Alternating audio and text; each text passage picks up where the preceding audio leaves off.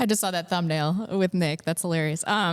This is The Backlash, a weekly discussion about the past, present, and future of Western civilization. I am your host, Rebecca Hargraves. I am joined, as always, by Mr. Dave Riley. How you doing? I'm doing good. How are you? I feel like I am going to projectile vomit. You know, some people... Why?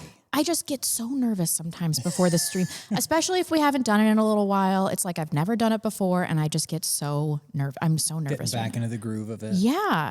Cameron McGregor, how you doing? I am splendiferous. How are you guys? We're okay. Dave's on his vacation. Where's the gun? I know, right? You've got the gun. You can take a shot at Seriously? it if you want. Yeah. Don't hit the TV. Where is it? You've got to get one of these. The bug assault. If you spray that in my face. Oh, it would hurt. I'm not going to do that. Anyway. You can find us on X at Real Backlash. Hold on. That's the wrong page. This page. Our website, thebacklash.net. Support us on Subscribestar, Patreon, and send your super chats that will be read live at the end of the show at to the backlash.net/super chat. Important announcement. We do have a YouTube channel and a Rumble channel. We are trying to get everything over there so we can just streamline and not be streaming on so many platforms. So check us out on Rumble at Backlash Podcast. Check us out on YouTube at Real Backlash. Mm-hmm. Is that right? Yeah. This is actually our first stream that we're doing to our YouTube. Oh, great. So we are live on our actual YouTube channel. It is so hard to get subscribers, to get new subscribers. So please follow us over there so that we can streamline everything. We're streaming on my YouTube channel, on my Twitter. It's kind of a mess. So let's just get everything over there. So please subscribe to us on Rumble and on YouTube. Thanks so much for joining us today. How long have you been waiting to talk about the Bitcoin conference? I don't know what you're talking about. I know you've been waiting. I know you were thinking about, like, what am I going to say in the 12 minutes that I've been allotted to talk about this? Go ahead. Well, I don't know. I don't really have that much to say other than it was interesting. It's not like I have like a whole laundry list of tweets lined up to start going over, showing off all the interesting people that I met while I was there, like Adam Back, the inventor of proof of work. He created something called Hashcash in 1997, which serves as the basis for Bitcoin. Without his invention, Bitcoin wouldn't exist. Is this the guy that they think started Bitcoin? He's one of the people that is commonly claimed. They say, "Oh, Adam Back is Satoshi." He's not Satoshi. I don't even think he bought into Bitcoin until 2013. It was several years after it had already kind of bootstrapped. Well, what an idiot. Yeah. Well, anyway, so Adam Back, he's the CEO of Blockstream. He's pretty cool. I saw Michael Saylor. He's worth $10.3 billion. His company's worth about $60 billion. Wow, that guy hates you. No, I think he's just like, he was marching around with like 8 security people. And so I think he was just keeping an eye out, laser eyes, to see if anybody was like going to try to kill him or steal his Bitcoin. You look so happy. I am. I nerded out like so hard. Got to meet these guys at Solo Satoshi. We've got one of their miners right down here. It's actually hashing right now, mining Bitcoin, adding strength to the network, which is pretty cool, I think. And then I also got a chance to have a longer meeting with the Blockstream guys, which is pretty neat. They make a really interesting layer 2. They invented Lightning, the Lightning Network protocol.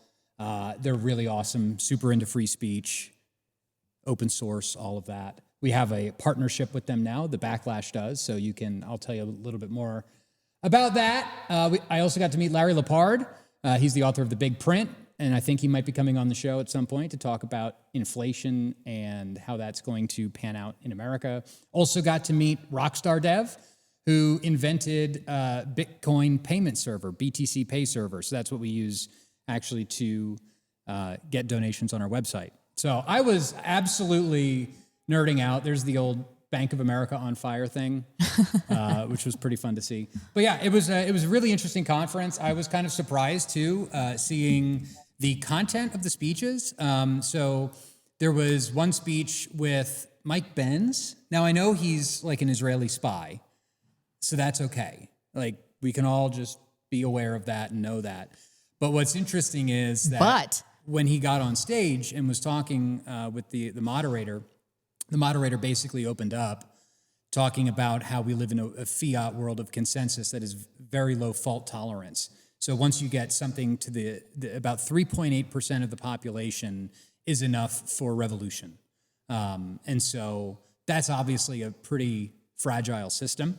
And the idea that we might be switching to something called the Nakamoto consensus, which is much more fault tolerant, where people are basically allowed to say what they want. And he proceeded to go on and announce to 30,000 people sitting in the room that we are rethinking the post-war consensus and who the good guys and bad guys were in World War II. And everybody starts clapping, going, and it's like, what the fuck conference did I just walk into? Also, Mike Benz used to run Frame Game Radio. You know about that, right? No, I have no idea. Why am I nodding? I'm like, yeah, totally. I have no idea what you're talking about. No idea what I'm talking about. Frame Game Radio was a dissident alt-right podcast from like 2015 to 2017 up to Charlottesville that Mike Benz ran. Oh. And of course now he's being hauled out at like the Bitcoin conference. He's been, baptized and made clean for mainstream audiences, but he was promoting like racism and all of this stuff for a while. So it's very interesting that he was on stage. And then there was another event. Let me see if I can pull up the tweet from that. Oh, this is not streaming on YouTube. It's just streaming on our Rumble. What do you mean? That's what live chat is telling me. Get the front door out of here. Be really stressed out about it. I'm very stressed out about it. It says we're offline across all channels. Oh, no.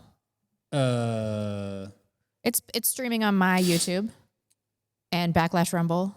Well, then what's the problem? It's not Backlash YouTube. That's what they're saying. What are you talking about? That's what live chat's telling me. I don't know. It's okay. No, it's not. I need to figure this out. Oh, it does say that we're not back. What the fuck? Well, if you want to figure that out while we talk a little bit about... I can cover it for a little while if you want to figure this out. This is just cutting into your Bitcoin time, so I actually don't care at all. I don't even think I'm not even... well, fuck it.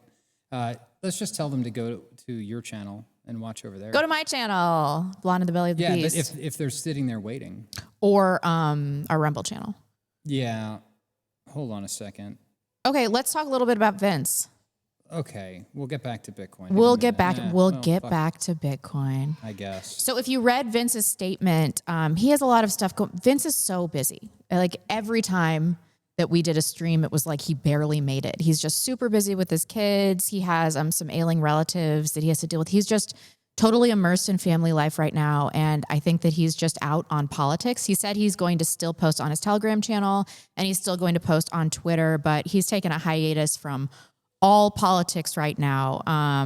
A lot of people are like, what actually happened? I'm like, that's what actually happened. Mm-hmm. So he said he's going to come back and he's going to be a guest, but an infrequent guest. And I think he's just burned out on politics. I mean, he's been doing this for what, a decade? Yes. An entire decade. And so I liked your Radiohead creep analogy. Yeah. Although I made fun of you a bunch. True. Okay, hold on. What if I reset the stream key? I don't know, Dave. Anyway, so that's what's going on with Vince. Well, hold on. You didn't explain the Radiohead analogy. Oh, fine. Okay. The way that I think so. Everybody here knows the song "Creep," right? Everybody on planet Earth knows the song African Creep. Children know the right. song. Right. Or like even like Mick Jagger, like "Start Me Up." I mean, how many times can you perform a song before it turns into work and you're like it's no longer the art that it was? Yeah. And you feel like a dancing monkey on stage. It's like, come on, man, play Creep one more time. And you like literally just want to murder yourself. Yeah. I kind of think that's where he's at. You know what I mean? Like he's been out here for 10 years taking these slings and arrows. Slings and arrows. The slings and arrows. Slings and arrows. Which is true. And he was a pioneer with a lot of this stuff. And I just think that he kind of wants to move forward with his life. He's got kids in baseball and, wants to focus on his family. He has older kids. He's always looking at us like, how are you doing this at your age? It's because we have young kids. We have young kids. Yeah. Young kids, like under the age of 4, Yep. which makes it easy. So we will miss him. Just shove them in a room and give them Legos. No, my girls are so hands-on right now. It's like if I'm not watching my baby at all times, she's putting something poisonous in her mouth. I'm in parenting hell. Oh, that sucks. Oh, it's just the worst. Just the worst age. Yep. Don't do that. Don't do that. I think that's all on Vince. I know everybody is sad, and we want to thank people that came over from his channel and are still watching the podcast. Everybody's bummed about this. We will miss Vince, he contributed something invaluable to the podcast, which was that he was funny and we're all a little bit serious and dour, I think. Cameron, I'm looking at you. Actually, Cam picked up. He was a little... I'm not funny? He was a little funny. You're very funny. He was funny last time. I thought that's why I was on the show, to Some be comic funny. relief. Kidding me. We are all a little scared of Cameron. We were talking about that before we went live. Yeah, Cam's like, I want to talk to you. Scared of my jokes, obviously. Ruh-roh. It's still not working. That's okay. Sorry about that, guys. We will be streaming live on our YouTube channel next week. Never mind. Check us out on Rumble. And then we have some Coeur d'Alene news, you said. Yeah, I'm all over the place now. You sent me down this like rabbit hole to fix this streaming issue, and I never finished with my Bitcoin stuff. Ah, damn, I thought you wouldn't remember. I did remember. Okay, so anyway, look, here's the deal. Go to our website, thebacklash.net. Let's see, I've got it pulled up over here. If you go to thebacklash.net, you can go over here to our affiliate links area. We now have links to buy Bitcoin hardware and to buy Bitcoin itself. So in addition to gold and silver, which you can buy from our wonderful sponsors, Atlas Bullion, you are now going to be able to buy your own Bitcoin, which is nice. Oh, this is making me do all of these. Okay, we're just going to get out of there. River Bitcoin, one of the best places where you could buy Bitcoin. They are fantastic. I think this is actually showing my effing account. Great, wonderful. You all know how much money I have now. Not much. But anyway, Bitcoin is great. You can buy it at River with very low fees. You can keep your savings in River and earn 3.8% interest in Bitcoin, which is nice. So you don't actually have to buy Bitcoin. You can just hold your cash there. And get some Bitcoin. Get some Bitcoin as rewards. You can also go to Blockstream.com with our link from our website, and you can pick up one of these bad boys. This is a Jade Plus, which is it's a Bitcoin wallet, which is pretty neat. It allows you to, let's see here. Is it going to turn on? It probably will. This is not how I thought this segment was going to go at all. But anyway, the Jade Plus, it allows you to store your Bitcoin keys in a safe way that it's some of the best hardware that's out there. So anyway. You know this counts as your Bitcoin time, right? I know this counts as my Bitcoin time, and it sucks because I'm all thrown off, and I have like a nice presentation prepared, and now I'm just like completely... Get really stressed out about it. I'm like sweating. The best thing you can do for a podcast and for listenability of a podcast is to get your producer super stressed out about technical stuff. Mm-hmm. I like to do that at the beginning of every show. That's wonderful. Yeah. So anyway, pick up a Blockstream Jade with our link from our website. Get your Bitcoin off of exchanges. Don't use Coinbase. Don't use Kraken. You can use River. They publish their reserves online, so you know that they actually have the Bitcoin they say. Especially don't use Gemini. Don't use Gemini. They deplatform Blonde. So did Coinbase. So anyway, get those links on thebacklash.net because I do think that we are going to be headed straight into a big print. I mean, there's no way that we can deal with this debt. Elon Musk has been freaking out on Twitter all day long, trying to kill this big, beautiful bill. Because it adds $5 trillion of debt to the United States national debt. There's no way out other than to inflate our way out and print our way out of the debt.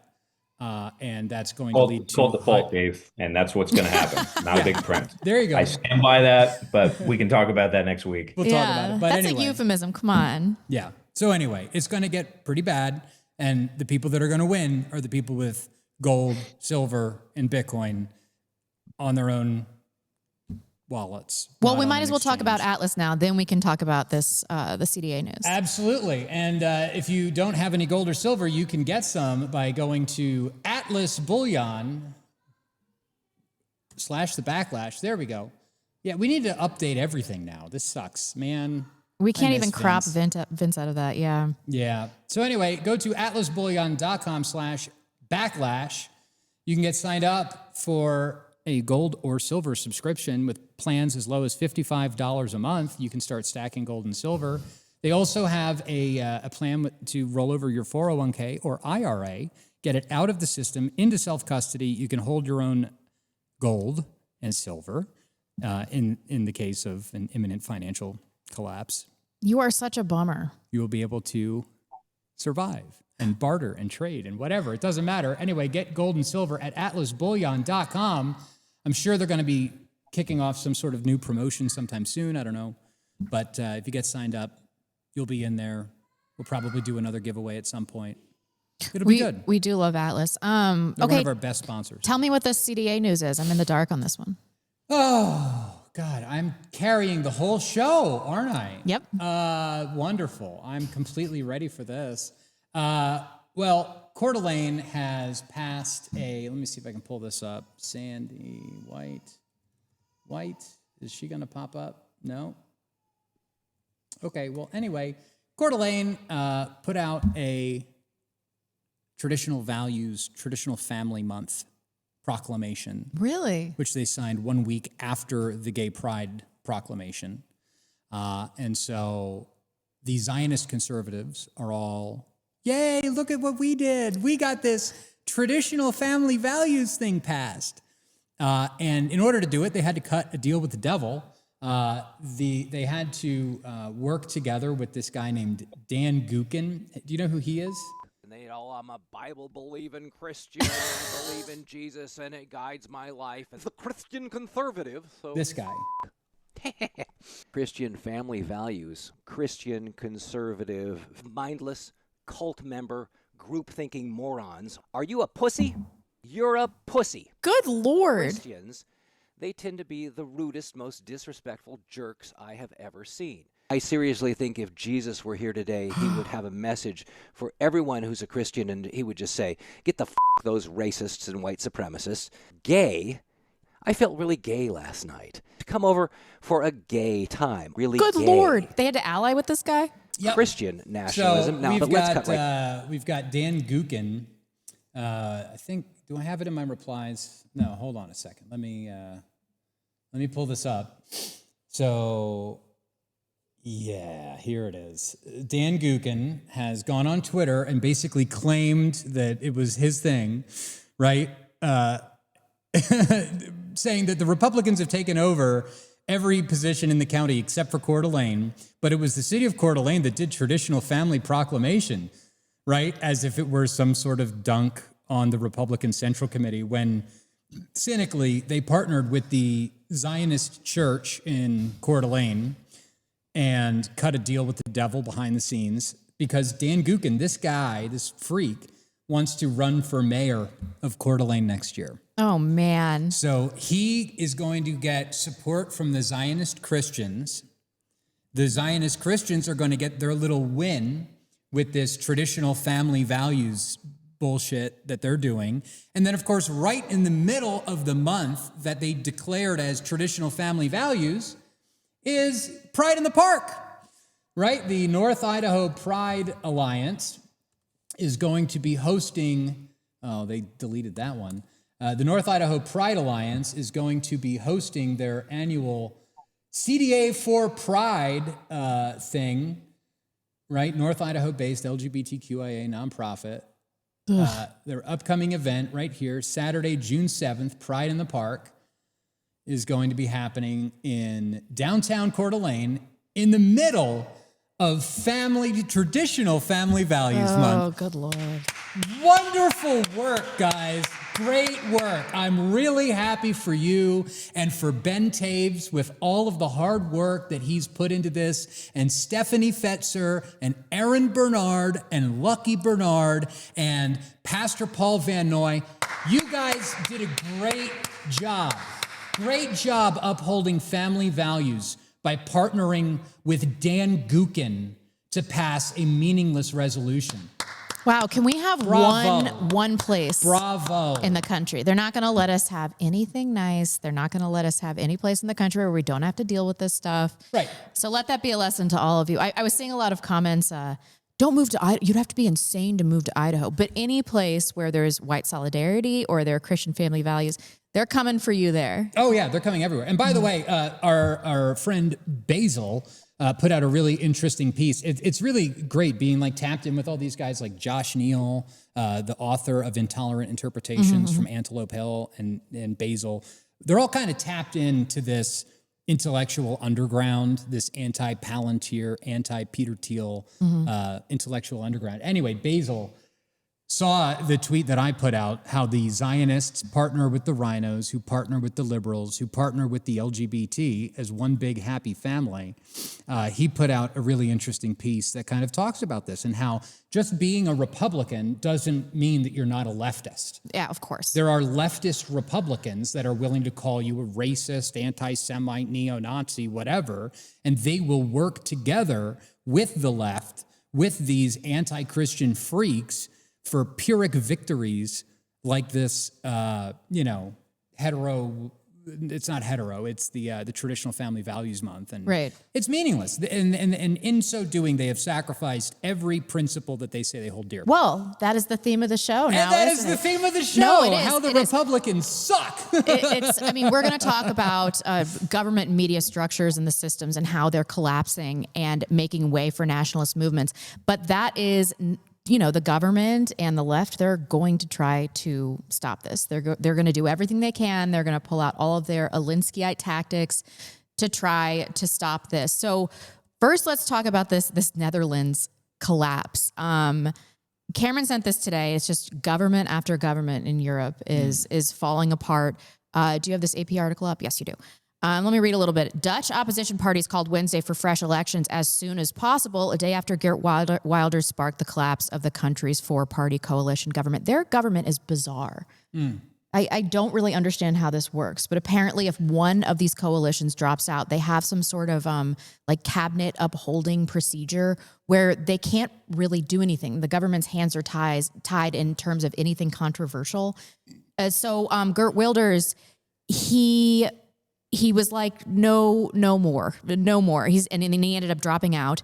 And now the government has basically limited powers to do anything in the interim. But the current cabinet leader has said that, the most important thing right now is supporting Ukraine. They need the support of the Netherlands. They're still giving them fighter jets and things like that. As far as I'm concerned, it's about security, both nationally and internationally, including support for Ukraine and everything that's needed for defense, he said. Right. Wow, look at this guy. Dick, what's his name? Dick Schoaf? Is that how you say it, Cameron? Schoaf? I think it's Scoof. Scoof. As far as I'm concerned. Because it's the Dutch pronunciation is a little different than German. Cameron sent this video of this analyst talking about why European conservative parties are failing. It's super interesting. We're just going to watch to 4:52 on this first clip, Dave. Okay. Something that we saw all over the place, which is that if right-wing parties allow themselves to be domesticated, if this is the term that I would use, then they cannot execute the policies they promised. Because the problem Wilders has, if you look at the polls, his party is not doing as well as they did during the last elections. So this was also a little bit break glass in case of emergency action on his part. I'm glad he did it. I think it was a mistake to enter the government the way he did it in the past. He was the man who won the elections. He should have become prime minister. He didn't even become a minister. And I hope that for the upcoming elections, he will tell the Dutch people, listen, vote for me. I'll be the minister if we win the elections again. Just as Nigel Farage in the UK finally is saying, I will be prime minister if Reform wins the next elections. I think this was always a mistake by the right to say, we kind of want to be part in government, but we don't really have to be at the levels of power. I think this is finally changing, and it's a good thing. I like what he has to say about domesticating the party. We're going to talk about this a little bit later in the show, but if you compromise your values at all to try to seem like you appeal to normal people or to a broader crowd, then you fundamentally have made a deal with the devil, just like you were talking about with, what are they calling it? Traditional family values week or whatever? Traditional family values like bombing innocent children alive in Gaza and using spy technology to comb over your feces and fecal matter. We're going to talk about that too. Which is what Palantir did during COVID. And I was happy to hear him talk about remigration. Let's play that clip. Hold on a second. I just wanted to point out to everybody that Geert Wilders was extremely pro-Israel. So I don't know if this is entirely a loss or what, but, just saying. Now, where's this other, remigration to 603. Got it. Let's go. There's a word. This is going to be the word of 2025 and maybe for the coming years in Europe, and that's the word remigration. It is a term that was originally used, and I don't mean this in a negative way. I think it just describes it most accurately. That it was used mostly on the political fringes. It was used by fringe groups, but it is now coming into the center again, which I think is a good thing. Right? This idea that people are in your country who just got, let's say, a passport yesterday, who commit crimes, who are dual citizens, that there must be ways and means to encourage these people to return to their countries of origin. This is something that Wilders demanded. The government rejected it. This was the main reason, at least that's what he said, why the government blew up. And this is also what an increasing number of right-wing parties, but also luckily right-wing and conservative commentators are demanding. So this, I think, is going to be the main issue for the coming years. So we're no longer talking as much about assimilation and integration, which is going to be an important topic, but we're talking more and more about the concept of remigration and how that can actually be executed.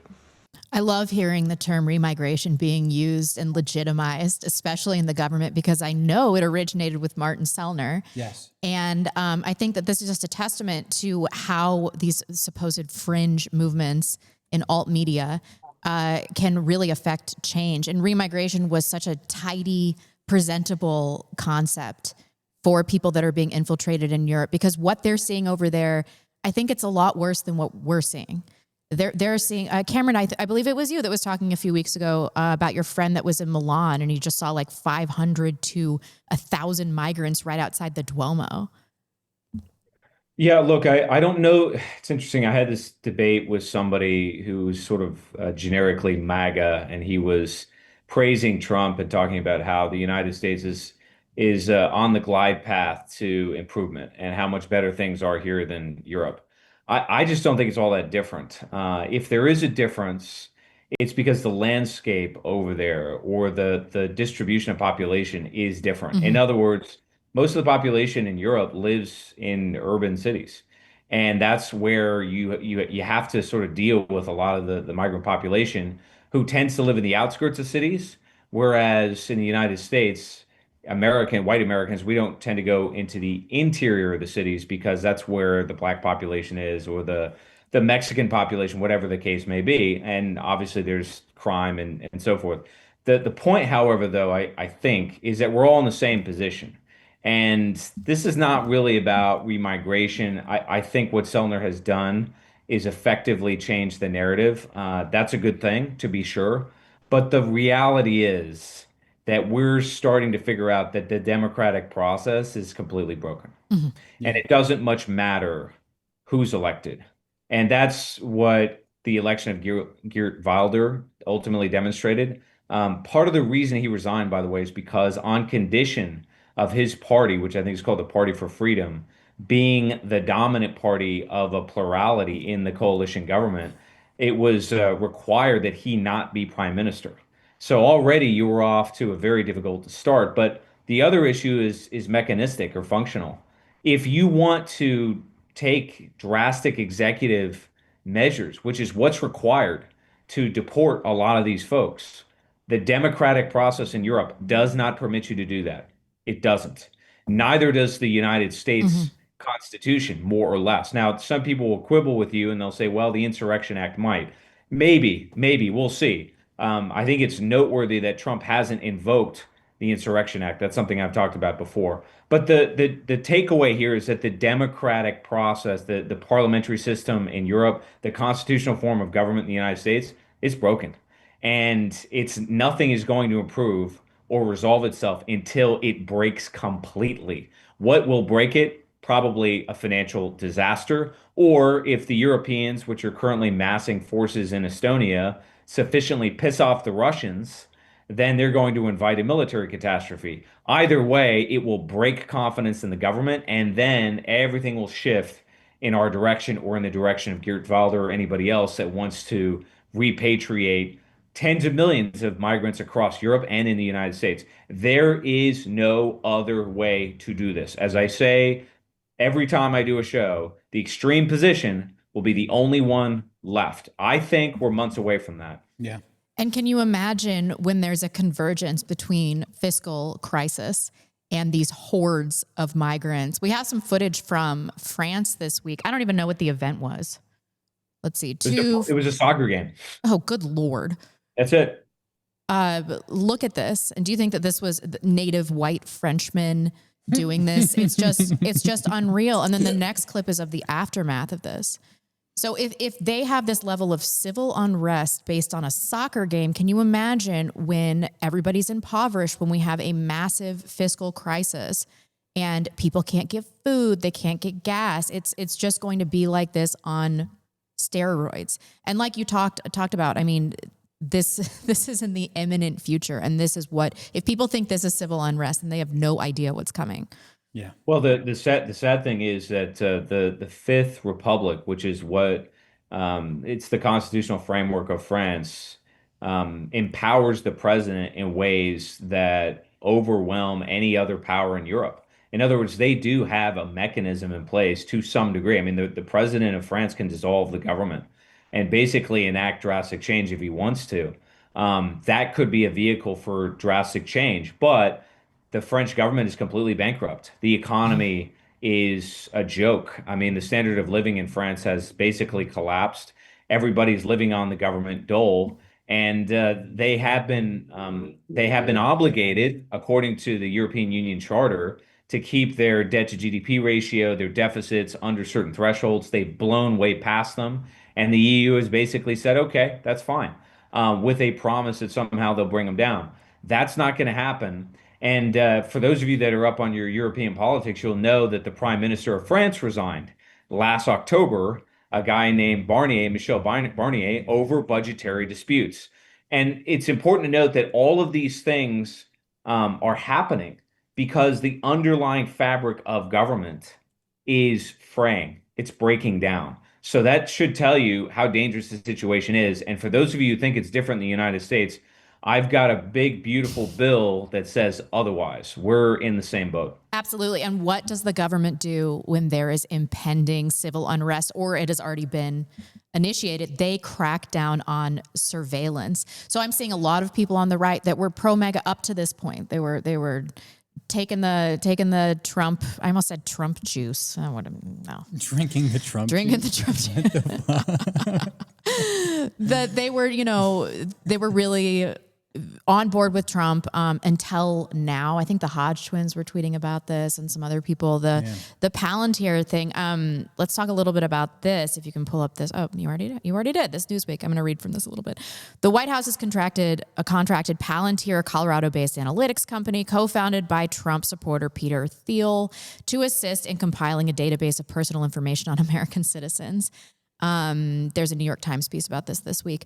The purported deal follows project talks Palantir had with the Social Security Administration and the Department of Education. The reaction from Trump supporters reflected growing unease within conservative circles, indicating a rare rupture between the president and key segments of his constituency. Wow, they really do not understand the right.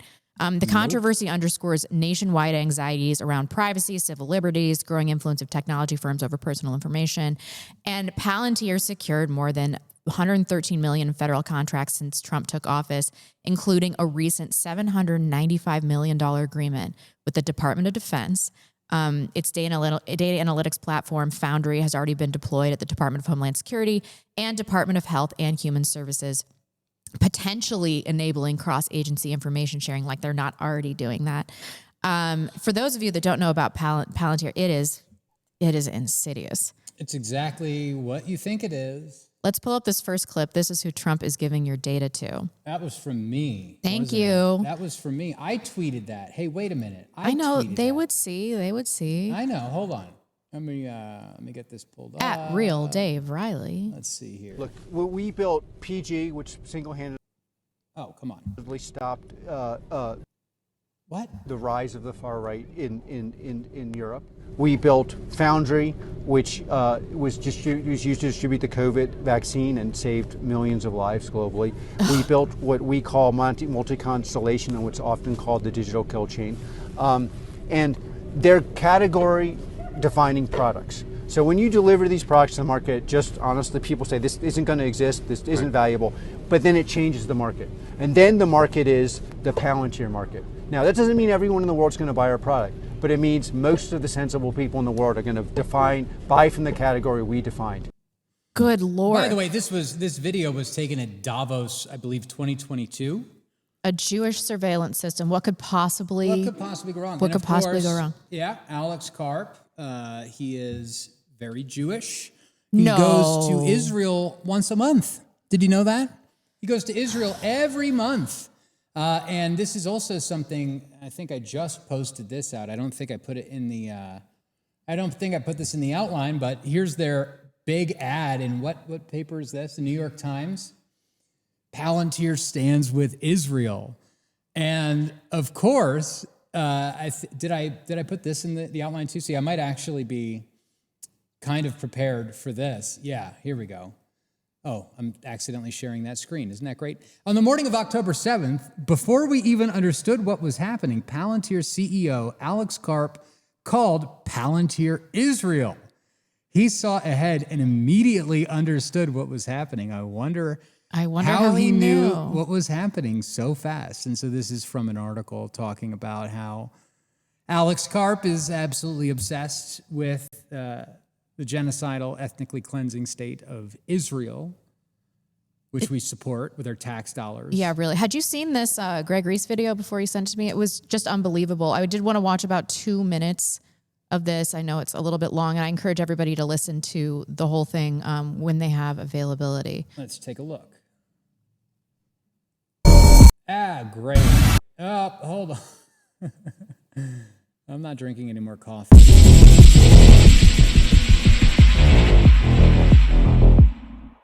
In 2024, Palantir made a deal with Israel to harness Palantir's advanced technology in support of war-related missions.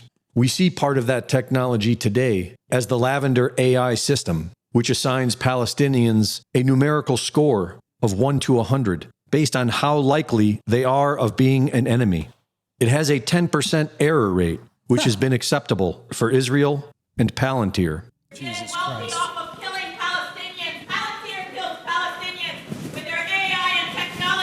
Oh. Killing my family in Palestine. Yeah. And, you know, how do you sleep at night? well, if you, Shame on you. do you want to hear my answer? So the primary source of death in Palestine is the fact that Hamas has realized that there are millions and millions of useful idiots that will... Using that excuse. This is why you don't get a flat. How dare you, your AI and your technology from Palantir kill Palestinians? mostly terrorists. So what do you think about the use of artificial intelligence or lavender by the IDF in identifying Hamas targets? Look, I'm not,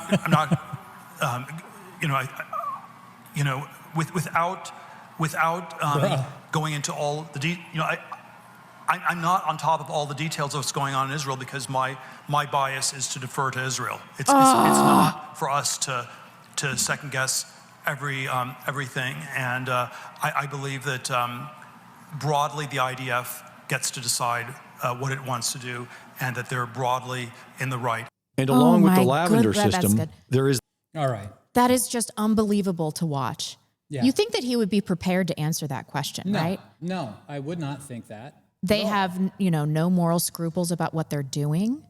No, of course they don't have any moral scruples about what they're doing, because if you look at who gave them the money to start up Palantir, I'm starting to get a little loud, aren't I? If you look at who gave them the money to start up Palantir, it was Jeffrey Epstein. Look at that. This just broke today with the New York Times publishing an expose on Jeffrey Epstein's private financial stuff. And guess who got $130 million? Peter Thiel and his big hedge fund that started Palantir. So, yeah. Okay, I won't yell. I'll be chill. I'll be super chill about the fact that they're using pedophiles, the most notorious pedophile in American history, who trafficked underage girls to his island and raped them, right? And then got senators and U.S. politicians and presidents and prime ministers and, princes and kings to fuck children and film it and then use that as leverage for these military contracts. That's how they do, though. This is nothing new. This is what's going on with our country. This Yes, is where this your is where tax we are. dollars are going. This People is should be sick. beyond appalled, and we have to ask, like, what are they going to use this information for? And I'm looking at this and I'm saying they have really eased up about the last year in terms of online censorship. Now, did they do that so that we would all go rogue, talk about the Jews, and then they would use that later to label us enemies of the state? Cameron, what do you think? I don't think so. I mean, What? Who's one thing taking I'll- money from Peter Thiel? one thing I'll say, because I used to work in tech. I used to work for a cloud tech company. We made software on a platform called Salesforce. I'm sure most of you know what it is. And part of my job was to implement CRM services, so customer resource management type stuff. And a lot of that involved data migration. And when you do a data migration, you have to do something called ETL, which is extract, transform, and load. And basically what you find is that most data is worthless. It's either completely inaccurate, it hasn't been maintained, or what you do get is just not terribly meaningful. Metadata, so organizing that data into some kind of structured way, is really how you dig through it and get something valuable. Now, I'm not saying that the Palantir data grab is insignificant. I don't think that it is, but I also don't think it's much of a story. It's just part of the broader grift machine that dominates this country. The military-industrial complex, the procurement system, Wall Street, the media-industrial complex, it's all the same stuff, but that doesn't necessarily mean that it's done in a very diligent, professional, operational sense. That being said, obviously, whoever has keys to that library of information is against us. We know that. But that's nothing new. The key is, I suppose, in all of this, is when are we going to sort of get this sort of internal collapse of the system? Because clearly trying to change it around the edges, trying to elect somebody like Donald Trump, that's not going to change anything. And again, what did Trump not do? Well, he didn't exactly disclose Epstein and his crime network either, right? So if Trump's not going to do it, then how are you going to elect somebody to do it? I don't think that's going to happen. The system internally is just going to have to sort of give. In the meantime, we're going to see more and more Palantir-like activity. Well, I was going to say, it's not just that, though. It's not just that, Trump, there's this whole network. There's a whole network of these people that have been operating together, and the network traces back all the way to Roy Cohn, right? Roy Cohn was one of Donald Trump's lawyers. Donald Trump got bailed out by the Rothschilds when he declared bankruptcy. I think it was either in the 80s or the 90s. So Trump was never an outsider candidate. And I think that's what people need to understand. We knew it. I knew it. I voted for him anyway. You mean this billionaire philanderer that has been in cahoots with Jews his entire life is not our guy. He's not our guy. Wow. What a revelation. So you're right, Dave. And look, let's not go back to ancient history. Let's talk about current events, because the president recently took a trip to the Middle East, and he happened to go to Qatar. And who went along with him? One of his sons, I think it was Donald Trump Jr. You can check me on that, Dave. I believe so. But one of his sons went, and I believe Witkoff's son went as well. Yes. And they were basically grifting on what their daddies are doing as representatives, presumably, of the U.S. government. Now, last I checked, that's corruption. And what's the difference between that kind of activity and what Joe Biden and his son were doing? I'm sure I don't know. Yeah. Oh, and I wanted to point out, we've got a clip that may or may not be more relevant in the future, but this is Nick Fuentes. Fuentes. Why do people say that? Fuentes. Fuentes. No, it's Nick Fuentes.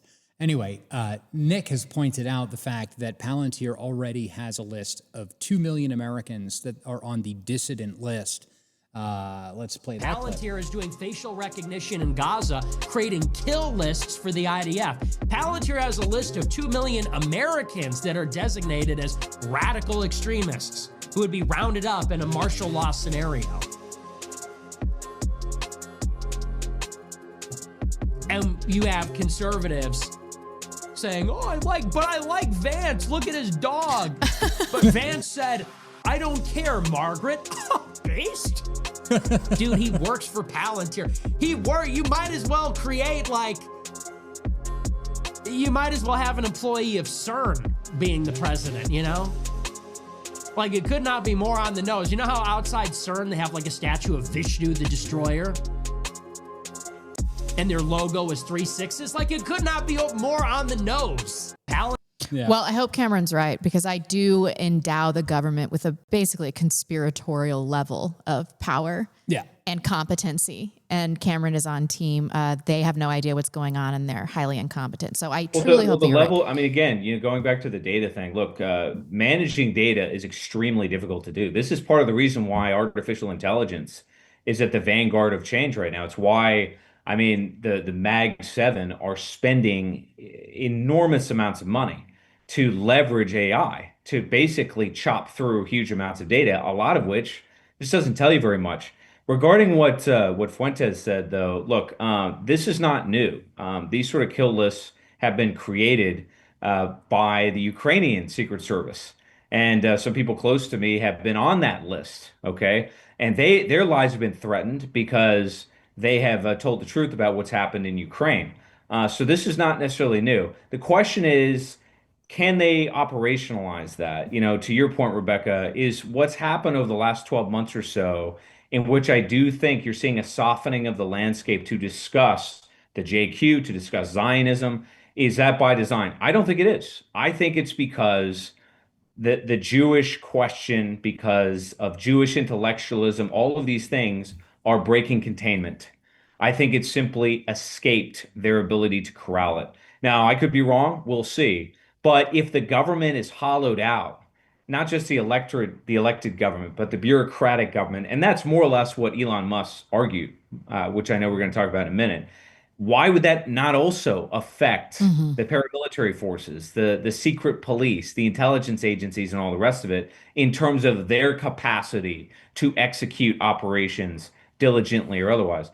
I think the whole government, in other words, is declined. I don't think it's particularly operational to that level of precision and lethality, but I guess we'll find out. And what we do know is that as power sort of depletes, or as the powerful start to lose power, they will become more desperate. I'm sure that's true, but I just don't think they have that level of sophistication. One historical anecdote that is worth mentioning in this regard is the executive order that was passed by FDR in the 1930s to outlaw gold. He did, in fact, outlaw gold. What he did not do was to deploy a massive army of enforcement police to confiscate gold from citizens across the country. That never happened. You know why? Because he couldn't do it. Didn't have it. Okay? And what I'm telling your audience, and what I try to emphasize whenever these discussions come up, is that the government is wieldy. It's sort of in obsolescence. It's sort of in decline. It's unruly. It's a mess. Nobody's really in charge. What I was going to bring up too, another historical example of this that I've been mentioning on Twitter Spaces recently is Rex 84. This is a Wikipedia article about it. This is not a conspiracy theory. This actually happened. This was a real readiness exercise that happened in 1984, where a list of 4,000 American citizens whom the U.S. Attorney General had designated a national security threat were to be rounded up and put in one of 22 military bases as a concentration camp run by the Federal Emergency Management Agency. This was being done at the height of the kind of, unrest, the troubles, if you will, of the 1980s. But they didn't execute this. They didn't execute this, but this was a plan. This was a part of Main Core. Main Core was, let me see if I can pull that up. Let's see, Main Core, COG. Let's see if this comes up. I don't think that they would have been able to execute that even if they tried. Main Core continuity of and if you guys remember during COVID, I'm sure everybody does, I was hearing from people constantly that they're going to have these massive databases with the people that were vaccinated, the people that weren't vaccinated. They had no idea what was going on. People were faking vaccine cards left, right, and sideways. They still don't know who was vaccinated. Even within the military, they don't know. So I think that, Cameron, you probably have a good point about government competency and their inability to manage databases of this size. Do you have your clip ready, Dave? I'm working on it. Hold on a second. Yeah, I mean, it doesn't mean that there is no danger, nor does it mean that you should not be vigilant. What it means is you should not exaggerate the capacity of the state to do the things that a lot of people say. I mean, it gets viral tweets for sure, but does that mean it's accurate? I think not. Now, what I don't know, and I certainly defer to other people that have a lot more insight in this area than I do. I really don't know what's going on in what I call the triad, which is the CIA, the NSA, and the FBI. I really have no idea what's going on there, but the sense that I get, and this is not a new revelation on my part, but I think it's very factionalized. I don't know that there's any one group per se that dominates at all. To the extent that there is one group that dominates control of the U.S. government, it's AIPAC. It's the Zionist lobby. There's no question about that. But even they don't dominate the whole government, right? So there seems to be some kind of a confederated structure, like I said, that's unruly, that nobody is in full control of. And I think that's true in Europe as well. Mm-hmm. So here's what I was going to pull up. This is an article from 2021. So this is 4 fucking years old. We should all be very aware. This should not be like news, but it's news because it's news now. Who is a terrorist in Biden's America? Far from being a war against white supremacy, the Biden administration's new domestic terror strategy clearly targets those who oppose U.S. government overreach and those who oppose capitalism or globalization. And we can go down here where she talks about the secretive main core database of U.S. dissidents that was created under President Ronald Reagan. And she says such an intelligence tool could be, for example, easily implemented by Palantir, which is already used by the intelligence agencies at DHS and several U.S. police departments for predictive policing, that is pre-crime actions. Notably, Palantir has long included a subversive label for individuals included on government and law enforcement databases. Is this Whitney Webb? This is Whitney Webb in 2021. Oh, yeah. So, I mean, like, this is not new. Everybody should have known about this. I feel really bad for voting about Trump today. I feel really awful about voting for him. I feel really excellent about not voting. Son of a bitch.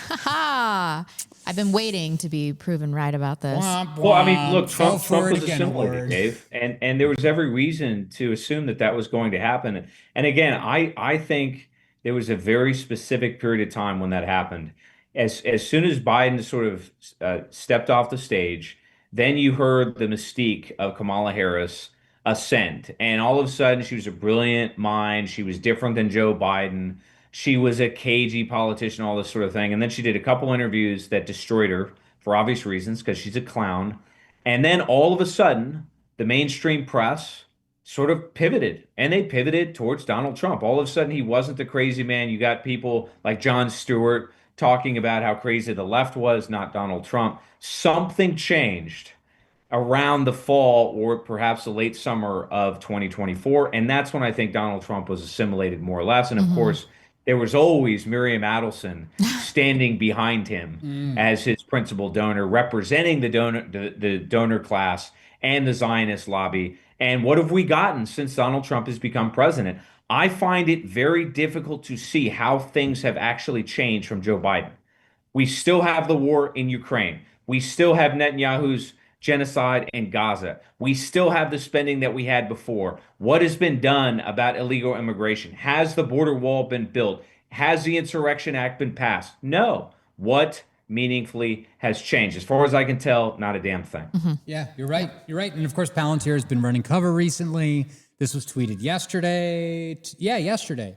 Palantir never collects data to unlawfully surveil Americans. Oh, okay. So you're doing it lawfully. Wonderful. I'm so happy that Congress has signed off and is allowing a bunch of neurotic Jews from like New York and Silicon Valley to skim through my shit, my literal feces, because that's what they've been doing. I don't know if you've noticed or not. They literally have a wastewater surveillance system where they like monitor your feces for whether or not you took the vaccine. Like, this is real shit. There's no way that's true. Oh, yeah. And if you want to talk about feces. I don't. Well, we should probably talk a little bit about Glenn Greenwald. Okay, before we do this segment, though, you, Dave, I don't want anybody going into the weeds about Glenn Greenwald's sexual degeneracy because I don't want to hear it. And everybody has watched that video. I watched the video. You watched the video? I watched the video. We all watched it. I bet Cameron did. Cameron, did you watch the video? I don't think I did, actually. I saw like a picture and then I read what you said, Dave, and I just didn't believe it, so I didn't watch it. That's okay. We're not going to play the video. Is it real? Was it real. verified? He retweeted it himself. Okay, we're going to talk about that in a second. Okay, so the jury's out on whether or not the government is going to be monitoring and targeting citizens, but are they going to do it with media figures and politicians? I think, of course, that speak out about Jewish influence. Is that what this sex tape was? Or was he just kind of getting off by tweeting this because he has some sort of humiliation fetish? And I've heard some people hypothesize that, and I'm like, that's a really good, because he didn't say he retweeted it to get out in front of the blackmail. He never said that he was getting blackmailed. If you want to pull this up, he said last night's videos, as far as I know, there's only one, so I don't know what the second one is, were released online depicting behavior in my private life. Some were distorted, others were not. I think that he's obfuscating because there clearly is only the one video. I didn't see anything else circulating. Did you? I didn't see anything else, but I didn't look. I didn't look either. I don't want to look. I don't want to know. I mean, I saw this guy like licking a black guy's spit up off. Okay, everybody has seen it. They were published without my knowledge or consent, and its publication was therefore criminal. However, he retweeted it. Though we do not know yet exactly who was responsible, we're close to knowing, and the motive was a maliciously political one. He added that he carries no embarrassment or regret about the acts depicted in the videos. Of course he should. And then the videos depict consenting adults engaged in intimate actions in their private lives. Licking somebody's feet is an intimate action. Like licking somebody's spit off of the floor is an intimate action. It's so gross. That's so disgusting. They display fully consensual behavior. Obviously, it can be uncomfortable and unpleasant when your private behavior is made public against your will. That's why the behavior is private in the first place. But the only wrongdoing here is the criminal and malicious publication of the videos in an attempt to malign perceived political enemies and advance a political agenda. Now, I'm seeing people just line up behind conservatives, just line up behind Glenn Greenwald. And while I understand he did excellent work on Snowden, he has been absolutely correct on Israel, although he's a gay Jew. So I understand people's incentive to look at this and be like, that's his private life. It's none of my business. But we need to back up. We talk a lot about IVF and kids of IVF going to gay couples and how detrimental that is. You know, Glenn Greenwald has adopted 3 children. And guess what their genders are? They're all men. They're all boys. They're all little boys, 14 years old. I couldn't get confirmation on this third adoption. I did read it on Wikipedia, though. But he has at least 2 sons that are not related to him biologically. I also read that his husband, whom he met while doing Snowden work when his husband was a teenager. So Glenn Greenwald, 20 years older. What? So they married in 2005, and then his husband died in 2023 at age 37. So if that math's correctly, I think that they got married when he was 37, and then the guy was 19. Yeah, we have no earthly idea what they were doing with their adopted kids. I know, right? You haven't looked at the screen. You don't know. And no, I saw that. That's such a horrible story. And his husband died at 37 of some vague gastrointestinal inflammation that turned into sepsis. Like, what do you think? What do you think was going on there? Do you want me? No, don't say it. Do you want me to go into it? I did ask Grok today. I can't tell if you want me to say. No. I asked Grok today. Can forceful anal sex cause sepsis? And Grok was like, "What a great question!" And it said, yes. So, like, did Glenn Greenwald's little boy toy die of anal sepsis? Of anal sex, anal sepsis. Anal sex. Maybe. Anal sex is deadly. It does not help us win the culture war. I do not think that he was being blackmailed by... I initially thought that he was being blackmailed by Mossad, but I find him retweeting this Didn't everyone know that he was gay? Yeah. Everyone knew. And in the grand scheme of, like, gay sexual degeneracy, I really thought that video was kind of the tip of the iceberg there. I watched it and I was like, this is like 5% of the gross stuff that they're actually doing. Yeah, we're not going to get into all that. I'm like, it's going through my brain, and I'm like, don't think about say it. this Just out don't think loud. about it. But here, I mean, the thing that bothers me too is it's like people are coming out and they're like, oh, Glenn Greenwald is the best journalist of the past decade. And it's like, what about Julian Assange? Yeah. What about Julian Assange? Like, isn't he like the pinnacle and peak of this? I would think that he is, in fact, the most important journalist, political figure, probably of the past decade, as far as speaking truth to power, revealing classified intelligence, exposing the farce of the Iraq War, and then also pointing in the direction of Israel. Because if you look at the WikiLeaks Twitter account, they're constantly beating the drum on the Israeli penetration of U.S. intelligence apparatus. No double entendre, whoopsie daisy. Yeah, see, we can't escape from it. I know, but I think that I apologize understand for what the both double of you are entendre. saying, but look, history should be our guide to some degree. In the 1940s, when Truman became president, J. Edgar Hoover went to Truman and basically said, "Look, the whole government is replete with communists, and a large number of them happen to be Jews." At that time, the United States was very vulnerable, and Truman himself was shocked when he was told that. J. Edgar Hoover had a career of fervent anti-communism and was a check on an abuse of power at the highest level. J. Edgar Hoover was a homosexual. So I am not giving him a pass, Greenwald, but I do think that this is a bit more gray than people might think. You know, Glenn Greenwald was also a part of this patronage network. This again comes to us from Basil, who's been doing some groundbreaking stuff. We've got Glenn Greenwald hanging out with Pariah the doll, a tranny who is part of the Peter Thiel patronage network. We've got more pictures over here of him with trannies.